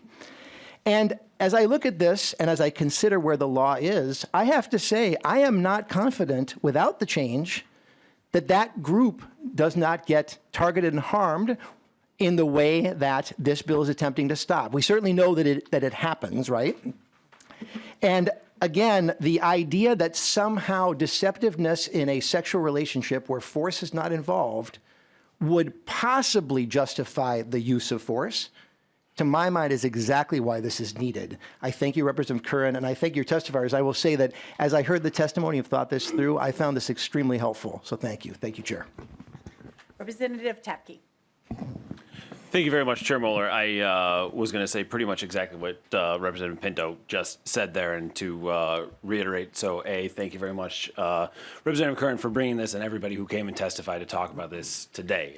It's something that needs to be talked about, and we must reiterate and say very, very clearly that force is not okay. It's just never okay, and we need to make sure that everyone hears that, that no matter what someone's reasoning is, whether they feel duped or whatever it may be, it's never okay. And we need to make sure that from this committee's perspective, from my perspective, that we are saying that. And so thank you for bringing this forward to make sure that we are reiterating that into in state law, because it is evidently very, very necessary. So thank you.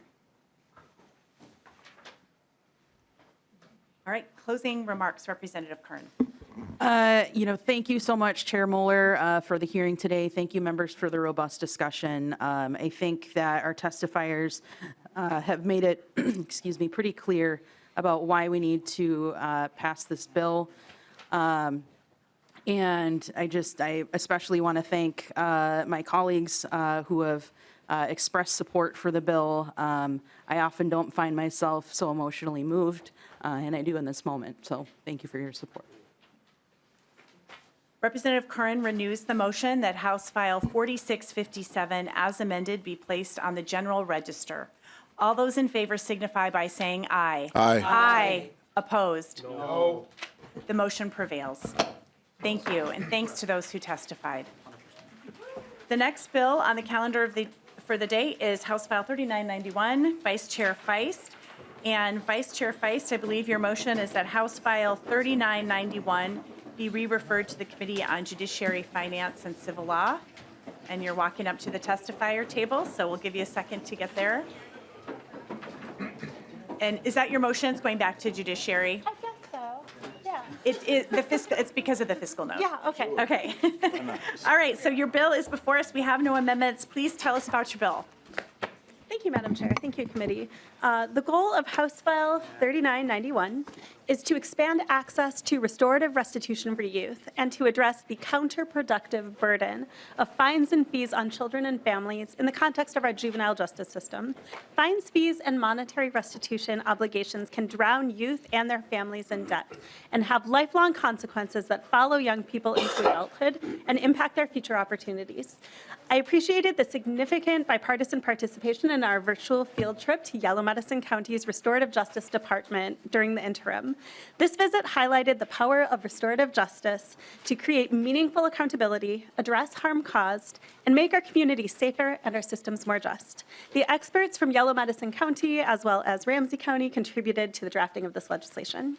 This bill aims to enhance access to meaningful accountability mechanisms and to eliminate counterproductive mechanisms in law by doing the following. It encourages the use of restorative processes to satisfy restitution obligation where available. It permits the use of restorative practices grants that we created in 2023 for the purposes of obtaining monetary compensation to satisfy restitution obligations of a child who participates in a restorative process to address harm. And it eliminates several fines and fees in the juvenile justice context. Notably, these fines are not ordered or collected at levels that would have meaningful impact on court revenues, and we do actually have now an actual fiscal note. To proactively answer a few questions that have arisen, these changes do not replace monetary restitution where it is applicable. These changes will simply provide more avenues for non-monetary restitution and sources of payment so that the young person can earn the ability to pay off the restitution. If a young person is given the opportunity for restorative restitution and they simply fail to meet those requirements, the county attorney would have the ability to revert back to a traditional process. And lastly, I was asked about data, and I love data. There is robust data at the county level that tracks outcomes of youth who engage in restorative practices. Yellow Medicine County has 22 years of data on every child's outcomes and whether and how they satisfied the needs of the victim. In addition, the state court system tracks all restitution payments, as do counties. So we will be able to track the impact of restorative restitution where it is utilized. Lastly, our new Office of Restorative Practices has been tasked with collecting and sharing data, and data collection is required for all restorative practice grants recipients. This bill has many objectives. Sorry, this is like a long, I promise, I'm almost done. This bill has many objectives. It aims to enhance public safety by facilitating a type of accountability that ensures that young people truly understand the impact of their behavior on the victim. It aims to expand opportunities for the child themselves to account for the damage they cause through their own actions rather than a parent. And lastly, it aims to expand opportunities for a child to engage in restorative restitution that ultimately enhances their positive self-image and sense of connection with their community, which will reduce recidivism. And now I will turn it over to my amazing testifiers who can make these high-level goals into concrete examples for the committee. All right, thank you. And in the interest of time, we'll call everybody down right now. We've got Jessica Jeppesen, Sheena Lee, and Morgan Coons. So Jessica, you're on my list first, so I think you're up first. And Sheena couldn't make it, unfortunately. Oh, Sheena's not here, But okay. she was like part of Jesse's. All right. All right. Welcome to the committee. Please introduce yourself and begin your testimony. Thank you. I am Jessie Jepson from Yellow Medicine County. I have been a circle facilitator for 12 years, and Sheena couldn't be here with me tonight. I know some of you heard her last week Friday, and she spoke to being a single mom of 5, and something came up and she needed to be there. But I will tell you a little bit about her case. So like I said, I'm a circle facilitator. For those of you who may not know exactly what that is, it's a restorative process in which we bring together the person who created harm, those who the harm happened to, any other community members who may be affected, and then our volunteers who've been trained in the circle process, and a facilitator. So I met Sheena and her sons back in 2018 when they had thrown rocks at a vehicle they believed to be abandoned out behind the trailer park, which happened to not be. It was left there for harvest work, and so when it was found by the owner, it had significant damage, and so they were brought into the court system for this damage to property and then sent to circle sentencing by our county attorney. And so when they came into circle, one of the things that we always look towards is what restitution needs to take place in different community service hours. When you talked about data, we've never had a case in the 22 years that we haven't made sure that restitution is taken care of. Anyways, in this situation, it was a little bit complicated because her sons were 9 and 11, okay? And they're not old enough to work. This man did not have insurance on the pickup because of it not being in service at that time or not being used at that time. So he had taken it somewhere to look and see, and it was somewhere over $5,000 that was wanted. So we had to kind of figure out what to do. We ended up being able to get the victim, if you will, to talk with us over the phone. He was not willing to come to circle because he was a little angry at the children who had caused this issue to happen at the time. So together with our circle members and him on the phone and the parents, we came up, or with Mom, we came up with the agreement of $1,800 because that's what the Kelly Blue Book value of the vehicle was if it was in good working condition. So the children then, one of our volunteers actually anonymously paid him the $1,800, and then the kids worked to pay her back, but they didn't know it was her. But anyways, so they set up a detailing business and were detailing vehicles for people for $20. And so in the end, they cleaned the inside of 45 vehicles to take care of that $900 of theirs, because there was 2 other individuals who weren't in circle. So I just wanted to speak to that, that's kind of how we went towards this in a different creative fashion to take care of that restitution. And in the end, we had invited the victim to come back to Circle to be able to talk with the youth about what happened. But he had said that after being a part of the conversation and being included in it, he wasn't angry anymore, and he understood that this happened and they're just kids who made a mistake. So he chose to not come and participate in that and just let them know that he was thankful that it had been taken care of. All right, thank you. Thanks for sharing that story. Thanks for coming here to be with us. Morgan, come on forward, introduce yourself, and you can begin your testimony. Morgan and I used to work together, so why we're on a first name basis. Yes. Thank you, Madam Chair and distinguished members. I am Morgan Coons, the managing attorney of the Youth Prosecution Division in the Hennepin County Attorney's Office. Allowing youth to repay their restitution obligations while engaging in restorative practices just makes common sense. So I'm going to focus on the second part of the bill, which talks about refocusing accountability for youth away from fines and towards more effective interventions. Fines are already uncommon in the juvenile justice system. Multiple counties around the state do not use fines for juveniles as it currently stands. The reason that counties have gone in that direction is because fines are not effective at restoring victims, they're not effective at reducing recidivism, and they don't provide meaningful accountability to youth. Courts have a long list of more effective means at intervening in youth besides fines. Examples of this include probation supervision, programming for ordering mentoring, anger management, defensive driving courses, mental health or chemical dependency courses, group therapy, job training, career development, a long list of actions that a court can take to get a child to not recidivate. Restorative justice programs and diversion programs are other examples. Courts can order youth to attend school, to follow rules at home. Courts can order youth to do community service, to engage in, to write a reflection essay, to write a letter of apology. All of these types of interventions are much more effective than fines. The data in Hennepin County shows that youth who successfully complete restorative justice programs are less likely to recidivate than their peers who do not. This is supported by the national data. This is supported by all of the academic research in the area of juvenile justice.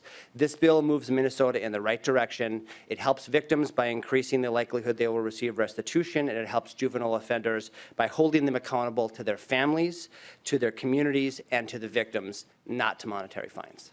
Thank you very much. Thanks for your testimony. And I don't think you had any other testifiers. All right, so we can move on to member discussion. Representative Mueller. Thank you, Chair Mueller, and thank you, Representative Feist. As a teacher for a million years, I understand how important this is.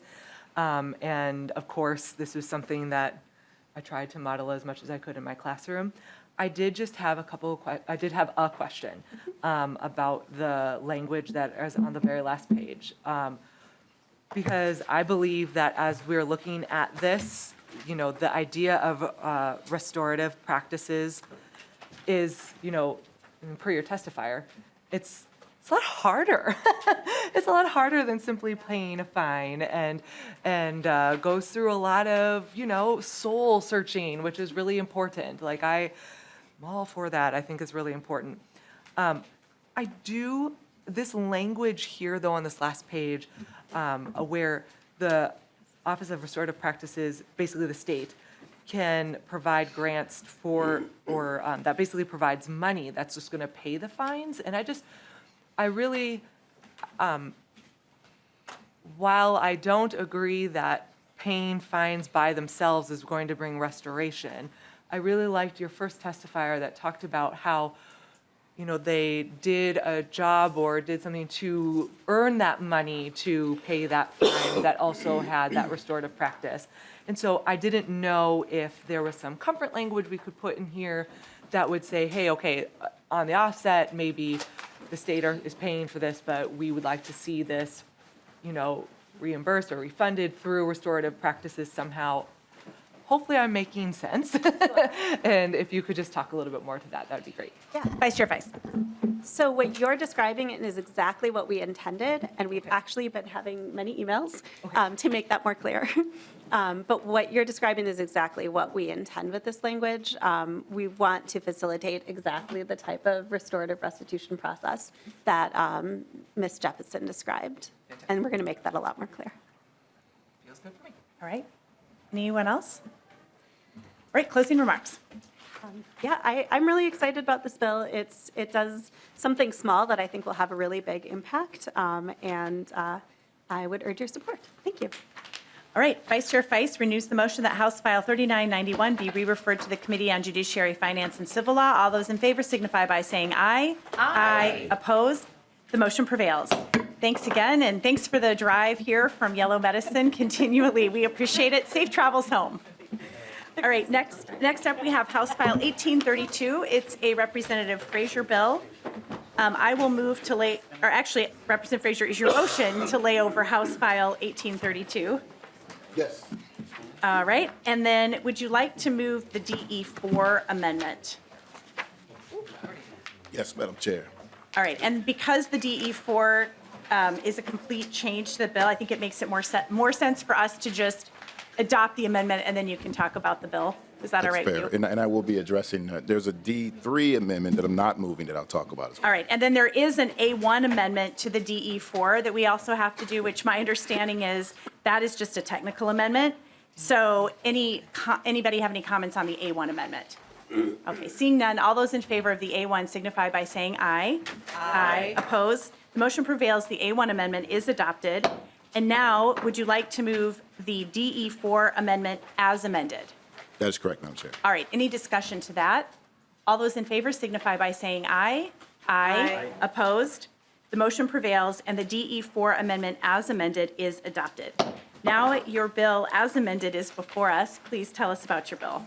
Thank you, Madam Chair. And with it amended, what this does is provide for peace officers when they are pulling individuals over under Section 169.84 for secondary offenses.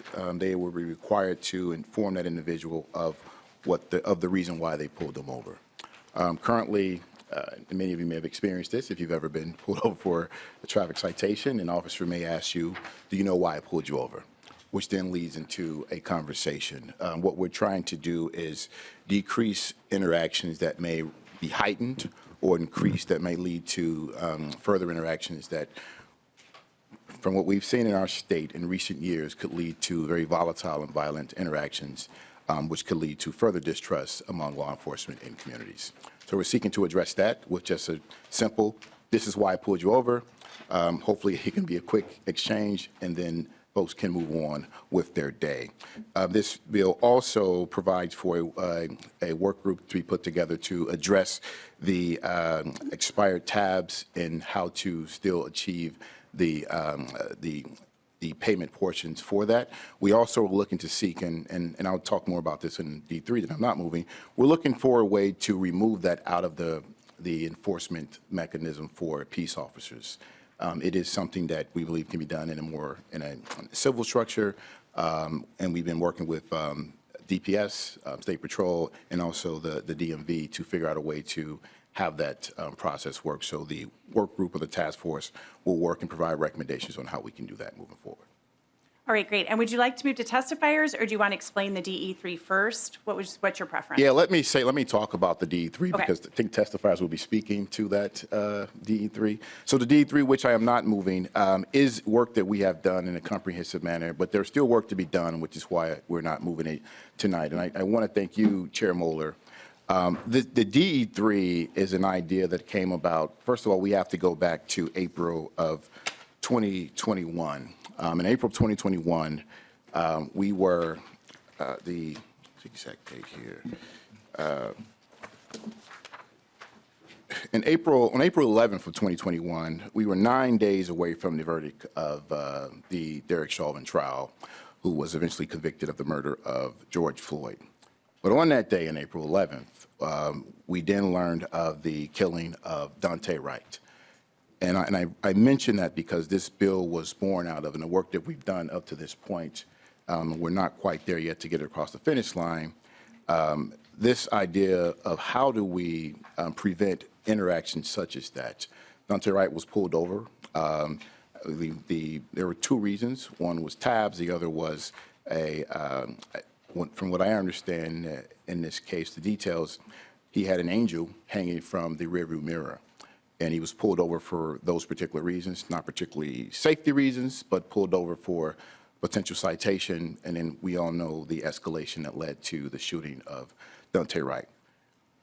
We are trying to figure out a way to prevent those situations from happening. They do not build trust in the community. It further erodes and creates more distance and separation between the community and law enforcement, and we are seeking for ways to address that issue to prevent those situations from happening. That was a very trying time for that community and for all of Minnesota, because we were still very much dealing with the grieving and dealing with the trauma of what happened to Mr. Floyd in that period of time.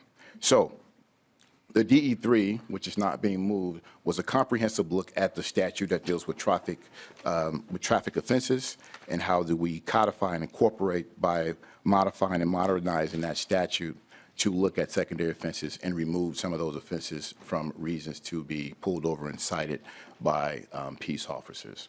I think we've been doing a very good job of trying that. We have been engaging stakeholders for months on this. And again, I want to thank Chair Moeller, because during that time in April of 2021, it was Chair Moeller who reached out and said, I've been working on this situation. I think this is a good moment to have this conversation and talk about ways we can limit or lower these interactions that raise to a level that can be very harmful to the individual driver, the officer engaged, and then ultimately the community when those tragic situations happen.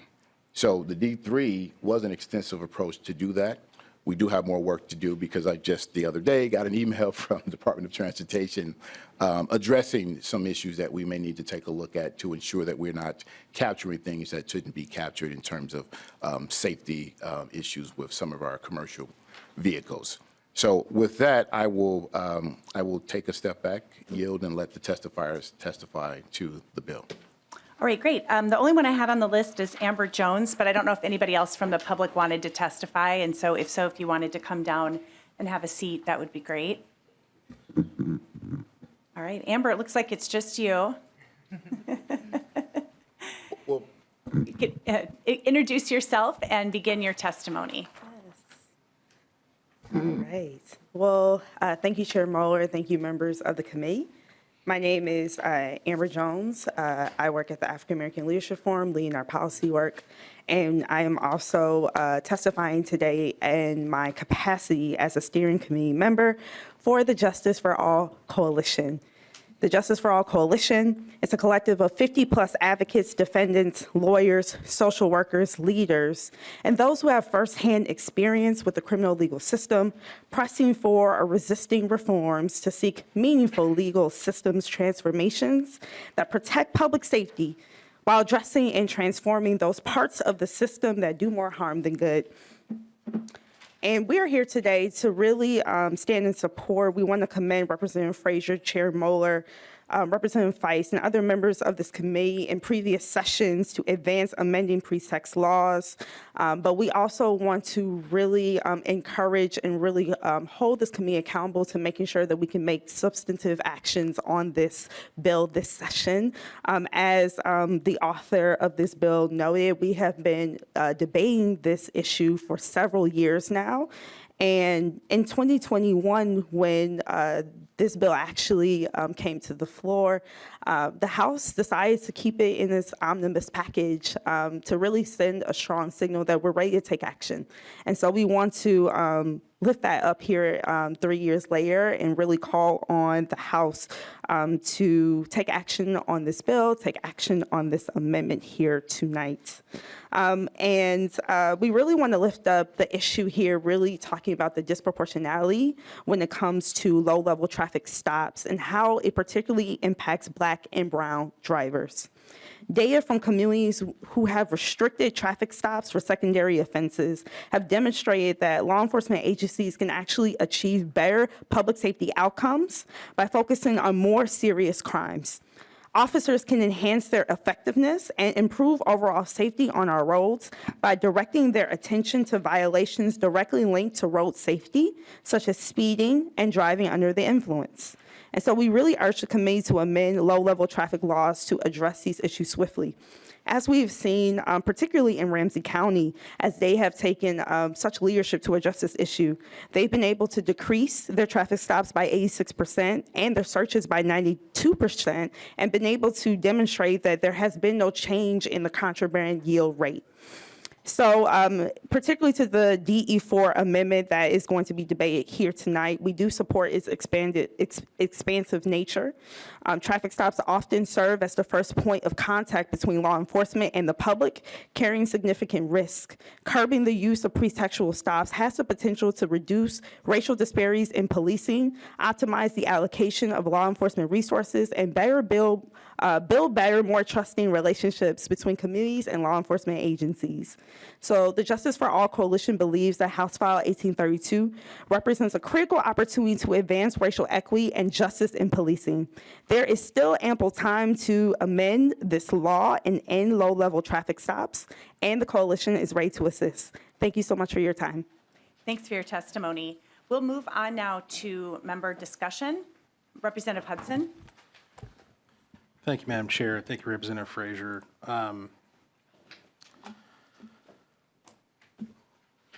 So, I mean, it seems to me that there's a missing piece from consideration here. I understand the desire to not see members of the community cut down as a result of officer-involved shootings. That's a rational desire. I think there are ways to get there that probably address the root of what causes those scenarios better than this bill. I mean, it's stated by your testifier, this is one of the primary points of contact or primary ways in which law enforcement engages with the community. Yeah, I mean, a law has been violated, and the person who's doing so is endangering the public by driving a vehicle that's not street legal, not safe to be in operation. And often it's discovered, as was the case with Dante Wright, that they have an outstanding arrest warrant. In his case, it was misdemeanor charges involving illegal possession of a pistol. We spent a lot of time talking about how we want to reduce gun violence. It occurs to me that one of the best ways to do that is to apprehend somebody who has an outstanding warrant for illegal possession of a pistol. And so I guess I'm wondering, like, if we're taking away the primary mechanism by which law enforcement engages with the public, what's the alternative process through which such warrants are going to be executed? Representative Frazier. Representative Hudson, in that scenario that you just described, they weren't there the initial onset wasn't to serve a warrant. This bill doesn't touch any ability that a prosecutor would have to seek a warrant and then have that warrant executed by a sheriff or a local police officer. So this doesn't touch that at all, and I think that is the way that those things should be addressed. Representative Hudson. Thank you, Madam Chair. Thank you, Representative Frazier. So you're suggesting that the way to respond to someone having a warrant out for their arrest is to track them down in some other fashion other than finding them as the result of a traffic stop. Representative Frazier. What I'm saying is that this bill does not curtail the ability to serve someone a warrant. Just the initial reason that they pulled Mr. Wright over was not to serve a warrant, and we see where the escalation led to. We lost a life, and we further created a further gulf of distrust between law enforcement and community. That is what we're seeking to address here, is how do we prevent those situations? And these are about low-level traffic offenses, not situations where you're driving a vehicle that would be harmful to yourself or to the community because you're operating that vehicle. The approach that we're taking is very scalpel-like to ensure that that is not the case. If it is truly a public safety hazard to be driving that vehicle, then this bill does not prevent a peace officer from pulling that individual over and citing him for that hazard. Representative Hudson? Thank you, Madam Chair, and thank you, Representative Frazier. Be that as it may, I appreciate the fact that the bill does in fact allow the enforcement of traffic laws. But be that as it may, the fact of the matter is, based upon the testimony that we've heard, that this impedes one of the primary mechanisms through which law enforcement officers are able to execute warrants that have been lawfully served on individuals for crimes that imply imminent violence or potential violence. And so, to my mind, the only alternative, if we're going to take away this primary avenue of contacting people in the wild, so to speak, then there has to be some sort of proportional increase in the other ways that we seek out people who have had warrants served against them. And that means what? Going to their place of residence, going to their place of employment, assuming they have one, going into any public space. And in that process of trying to hunt them down to execute a warrant that's been lawfully served, I don't understand how that's going to result in a better outcome than finding them pulled over on the side of the road. Thank you, Madam Chair. Yeah, I'll just say, because right now it's a needle in a haystack. I mean, you can follow somebody's car. If they can look at their license plate number and determine there's a warrant out for them, then they can stop that person. Right now, if you're stopping someone from for having an air freshener hanging from your rearview mirror, then, I mean, the chances that they have a warrant are probably very slim, but you're able to stop people for so many things, for not paying their taxes, essentially, because they have expired tabs. So that's really what we're trying to get at. Right now, it's a needle in a haystack. And so that's how I look at it. Representative Ingen? Thank you, Madam Chair. And Representative Frazier, I know where you're coming at with this. I understand where your line of thinking is. I'm going to share a personal story that actually happened back in October. I was driving home and driving my wife's car that day. She had expired tabs, month over. And I got pulled over. I looked down at the odometer, wasn't speeding. And I got asked that question, do you know why I pulled you over? And I said, no, I don't. And he said, well, you got expired tabs. Just hand me your license, registration, all the yada, yada, right? And my birthday was a couple days prior. My license had just expired. And I had a tail light out. So that's like a three whammy. I'm thinking to myself, surefire ticket. I mean, I deserved it. I should have checked the headlight. I knew that it was on my honey-do list, and I didn't take care of it. But the response from the officer was actually something that I took away with some real gratitude. He said, hey, it's just a couple days overdue. Make sure you get that done. The tabs, you want to get that done ASAP. You can actually do it online. That way you don't have to go and wait in line. And if you want to do it all at once, you can even get the license same day. Lakeville has some short lines right now from what I've heard. So that interaction was actually super positive. It was a community interaction where now there's a human behind that badge. There's a human behind that bulletproof vest. We're working collaboratively, and we see each other as equals. We're both being respectful. And so to hear in testimony that we want to simply limit police interactions, I understand that that's based off of prior interactions that went wrong, right? But to really, truly fix the issues that you're trying to address, having limited interactions would only facilitate more distrust. And so I'm taking a look at your approach to this, and I'm kind of on the other side of it. Can you talk to me specifically about why limiting those interactions is a net positive? Representative Frazier. Yeah, thank you for that sharing your story about your triple whammy there. And I'm glad you didn't get a citation for that. You got to take care of it. Yeah, the limitations are based on, I mean, the story you're telling, and I have to be frank about this. You're a white male that was pulled over. What we're talking to is we're looking at the disparities where we see when there's brown and black folks pulled over, where those interactions are not always so positive. And so that's what we're trying to address in those situations. And my thought is that, or our thought is that, if you can limit those interactions that could heighten and escalate, right, to a situation, you're better off, because now you don't have folks that have that type of interaction and that type of memory and that type of perspective to ground them in a negative way toward law enforcement. And that is the idea of the legislation.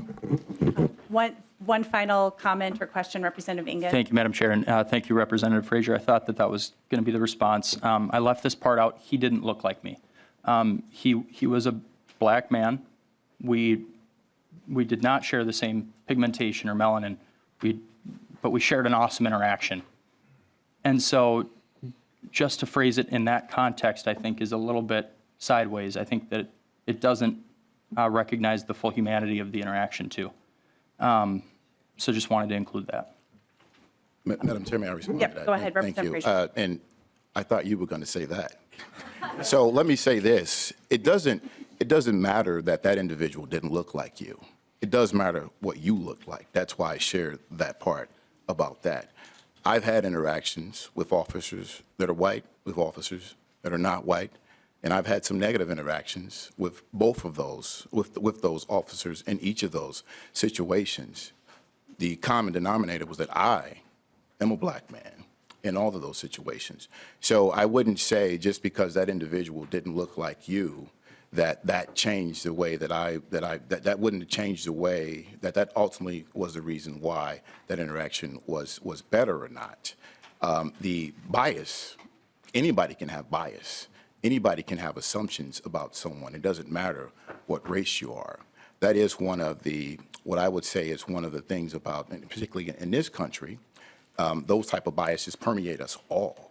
And when we have these biases, and when we've been told from the moment that we can remember and understand that certain people will react this way or are doing certain things, those biases carry on. And it doesn't matter what color or what race you are, they can permeate you and they will play out in certain ways. Representative Hollins. Thank you, Chair Moeller. Thank you, Representative Frazier, for bringing this bill. So I guess you said a lot of what I was going to say in response to that story. And one of the things I wanted to bring to everybody here's attention is the book, We Are All Criminals, which is a fantastic book about the fact that we all have done things that are criminal, right? Driving with an expired license, expired tabs, like we all have done things that we're not supposed to do. But the reality is there's a select group of people that get over penalized for those situations. And I think that's exactly what this bill is trying to get at. And I'll push it a little step further because Representative Frazier was saying that everybody can be biased. But the reality is the studies show that everybody is biased, and there's no way you can control that. You are biased to different extents, but we all have bias, especially when it comes to race, but also gender, age, sexual orientation, all sorts of things. And so one of the things I used to do diversity, equity, inclusion work, and so one of the things that we would often talk about is that you cannot necessarily rid yourself of bias, but you can make yourself more aware. And what I see in this bill is that we're not trying to control what law enforcement is doing. We're simply trying to get some data so we can be more aware of how to proceed going forward and to see if there are some changes that systemically we can make to reduce those negative interactions. I think this is a really responsible way of proceeding forward, and I commend you for bringing this bill forward in the form that it's in, because we cannot make changes to a system without having information in front of us. And this is going to give us more information. So thank you. Representative Pinto?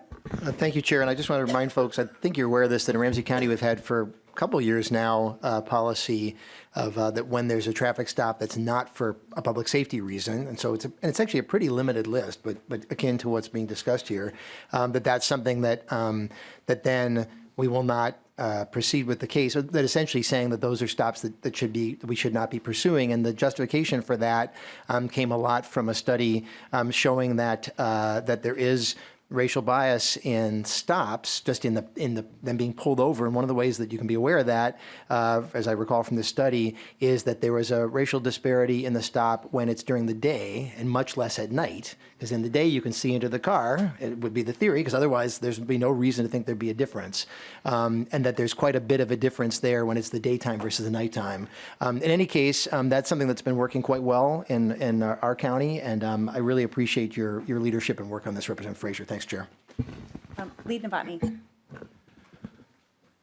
Chair Mueller, Representative Frazier, a lot better than it was. Thank you for at least doing that. My question that I have in the line 1.4, peace officer making a traffic stop for a violation of this chapter or chapter 168, and the word I just find troubling is must inform the vehicle's operator of the reason for the stop before engaging in questioning related to this suspected traffic stop. What is going to happen if, from the time the cars come to a stop and the officer has that chance to explain why they were stopped, something happens?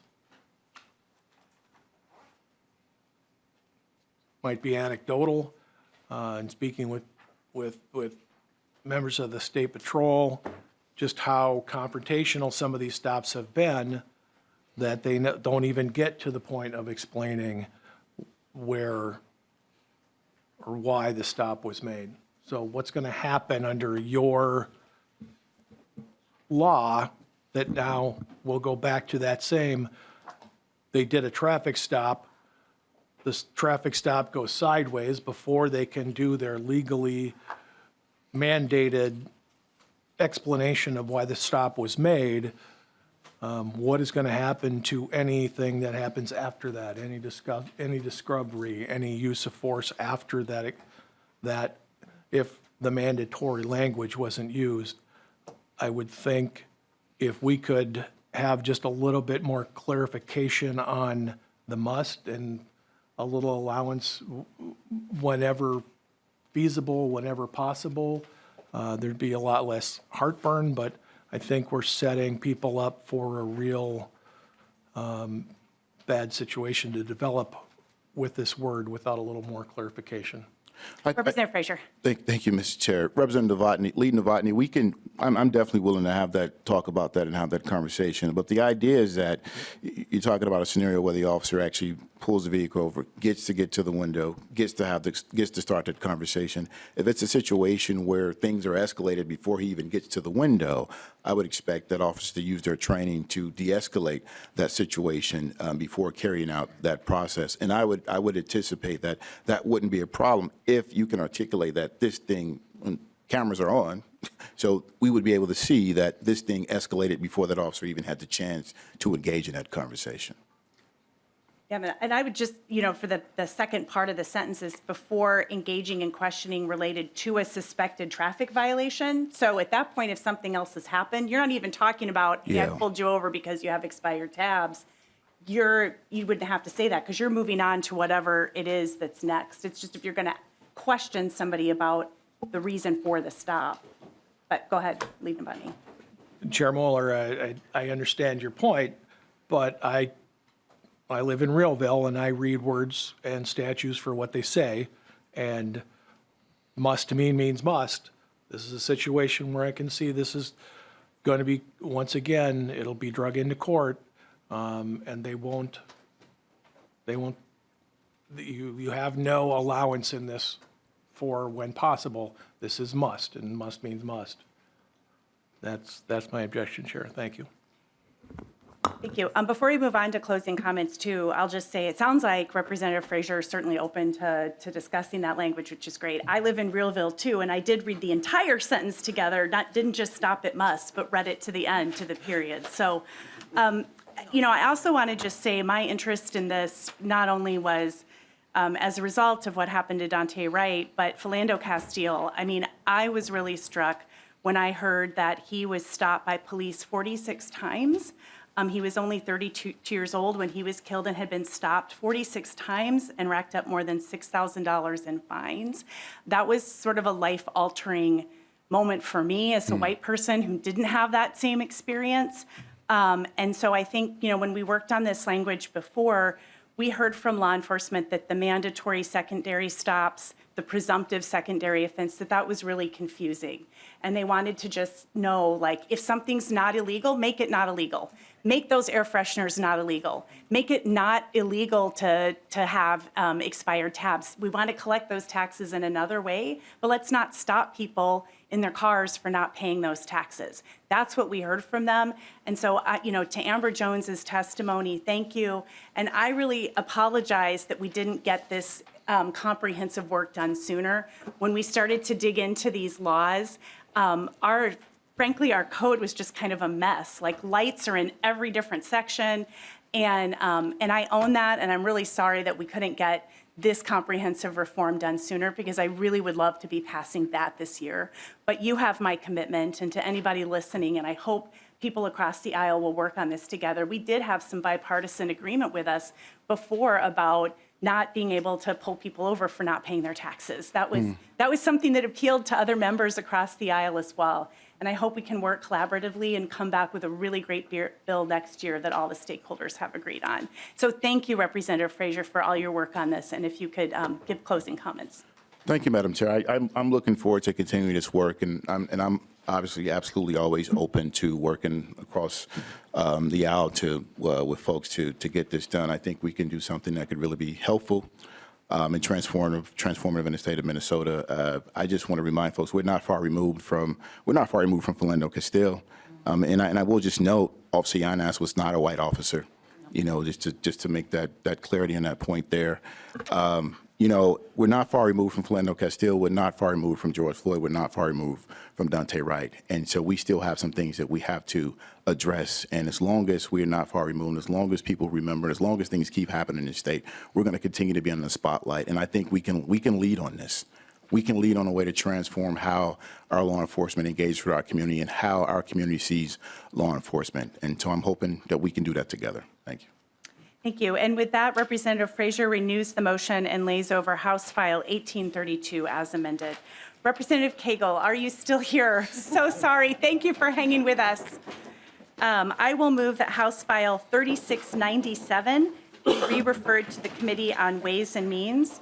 Representative Koegel, I don't believe you have any amendments, so welcome to the committee, and please tell us about your bill. Thank you, Madam Chair and members. It's past my bedtime and I had Girl Scout cookies for dinner, so I apologize if I'm not 100% focused right now. But what House File 3697 does is, right now the current problem is that interlock does not take into account drugs. So if you can still shoot up some heroin, get in your car, and blow clean and drive. And so what this bill does is separates drug DWIs from alcohol DWIs. If you have an alcohol-only related incident, you would then still have to get the breathalyzer ignition interlock. If you have a drug-only DUI, you don't have to get the breathalyzer, but you must participate in an intensive testing program. And if you do both, then you're just lucky and get both of them. So that is what this bill does, and just really make sure that we are testing for, I think wanting the punishment to fit the crime is really what it is. And this actually is a bill that I've worked on personally. It wasn't brought to me by any lobbyist or constituent, but March 29th, 2016 was the last time my brother used heroin. And he still has an ignition interlock in his vehicle right now. And he could still be using drugs and be completely clean on the program. And so I also have a testifier here with me. Josh Solom is a certified peer recovery specialist and also the creator and co-host of Addiction to Recovery podcast, which he hosts with one of my colleagues on the Opioid Epidemic Response Advisory Council, Dr. Heather Bell. So I just really want to thank him for driving down here from Little Falls. So. Right. Welcome to the committee. And my apologies and thank you so much for waiting so long. Please go ahead with your testimony. Thank you. Thank you, Madam Chair and Representative Koegel and members of the committee. I'm like I said, I'm a person in long-term recovery from drug and alcohol. Can you just state your name for the record? I'm Joshua Solom. Like I said, I'm peer recovery specialist, co-host of Addiction to Recovery, and I'm a person in long-term recovery from drug and alcohol abuse. I last was using meth up until 2 years ago. I was in a car accident and I ended up crashing my car and having a pretty substantial injuries and everything. But I was convicted of a DWI and I was put on intoxilock. And I haven't had an alcoholic beverage since 2016. And not once did that device even test for meth. As Representative Koegel said, that it doesn't test for heroin, it doesn't test for meth, it doesn't test for inhalants. Basically, if you had alcohol in it, it would not let you start your car, that's it. And, you know, there's a lot to this, the intoxilock, that I could probably get on a soapbox because I've had to experience it now for a year. And I was lucky. I had a friend that just passed away after 5 years of sobriety. He was a heroin addict, and I went through Teen Challenge with him. He was sober for 5 years. He had a situation where he was giving a ride home to a girl, a friend of his, who had been drinking. He drove her car in Crookston, Minnesota, where there is no Ubers. So I'm telling you, there's not a chance to just call an Uber in that situation. She was drinking. He drove her car. It was about a month away from his release date from intoxilock. He got pulled over. His intoxilock got extended by 5 years, and he just overdosed after 5 years of sobriety and died. He was 1 semester away from becoming an LADC. He was on the dean's list, and don't know the details, but I know that his intoxilock prevented him from going up to a wedding that he was supposed to be the best man in. And I'm convinced that that was part of it. After 5 years of being on intoxilock, he couldn't get off because of the one mistake he made, which was a mistake which we would all want him to do again, and that was drive somebody home. The other thing I want to talk about, now this isn't about this, but if you all know what the rules are about texting and driving, I think you should go and sit in a car with somebody who's got the intoxilock system. We're not supposed to be touching our phones, but yet every 7 minutes, we got a device that's blaring at us to blow into the machine, and it's like this. I'll demonstrate it. It's 1, 2, 3, exhale, inhale for 2, exhale for 3. That's not, I can send texts a lot faster than that, people. And you have to concentrate on this. And I'm telling you that the reason why they do this, and I'm on a soapbox here, is they want you to get tripped up. You shouldn't have to blow into the machine every 7 minutes. You shouldn't have to blow into the machine, period, after you get the car started. I went through this for a year, and there were so many times where I'm driving down the street, and the machine, the little blow thing comes off, and then you don't have anything to blow into. And now the thing's going to scream at you, and you got to go try and find this thing on the floor. This is not a safe device, people. I'm telling you, this is not a safe device. And I get it. You know, it's the alcohol. It can find alcohol in your system. But there's so much issues with drugs. The reason I do what I do is because we have 308 people die every day of overdose. 300 people die every day of overdose. That's like if a 757 dropped out of the sky every day. I don't think that we would be sitting on our hands doing nothing about that. But this is part of it. We're not doing anything to help people that have heroin addiction. We're not doing anything to help people that have meth addiction. We're punishing them, and we're getting them into a system that they can't get out of. Not to even mention the cost of this thing. I had to pay $30 every 6 weeks to get it recalibrated. Recalibrated, I don't even know what that means. Then I had to pay another $73 every 2 weeks just to have the service. And then on top of everything else, I had to pay them to take it out of my vehicle. So I feel like this is a system that is taking advantage of people that don't have a voice like myself. I was a school teacher for 10 years. I was a hockey coach for 10 years. I happened to get caught up in the Oxycontin epidemic. I lost everything because of it. Now I have a voice. I want to use my voice. And so this is the first time I hope I'm up here trying to convince people to, like, let's do something more for the people that are stuck in addiction and not punish them. Thanks for your testimony. I think we all just learned a lot that we have seeing us making some eye contact over here. So thank you so much for your testimony. Really appreciate it. Anybody else from the public wish to testify on this bill? Not seeing any, so we'll move on to member discussion. Representative Hudson. Thank you, Madam Chair. Thank you, Representative Koegel. The only comment I'll make is that if it was within our rules to offer verbal amendments, I would say, let's end that nonsense right now with the every 7 minutes. That's insane.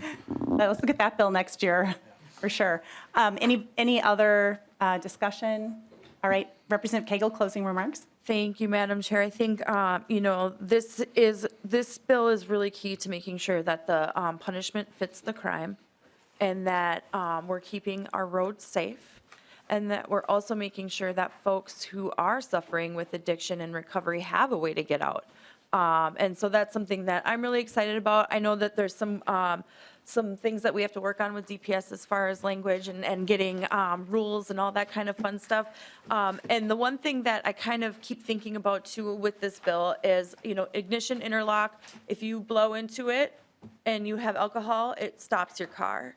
And so that's kind of one of the things that, I'm struggling with to figure out how we're going to solve that problem is, if a test pops positive, how do we make sure that that car, and I keep going back to our repo bill that we had a few years ago where the car companies were putting those things in the cars and then if they didn't make a payment, they'd lock it so that the repo person could come find it. And so, maybe we kind of repurpose that technology for this and figure out a way to really make our roads safe, make sure that the punishment fits the crime and that we're getting people out of addiction. So. Thank you, Madam Chair. Thank you for all your work on this over the years. Appreciate it. I'm sure everybody's sick of me talking about it. I know Jordan over here is laughing at me right now. He's happy I will never talk about this bill again if we get it passed. All right, with that, I will renew the motion that House File 3697 be re-referred to the Committee on Ways and Means. All those in favor signify by saying aye. Aye. Opposed? The motion prevails. Thanks again for being patient with us, and we will see you all tomorrow morning. The meeting is adjourned.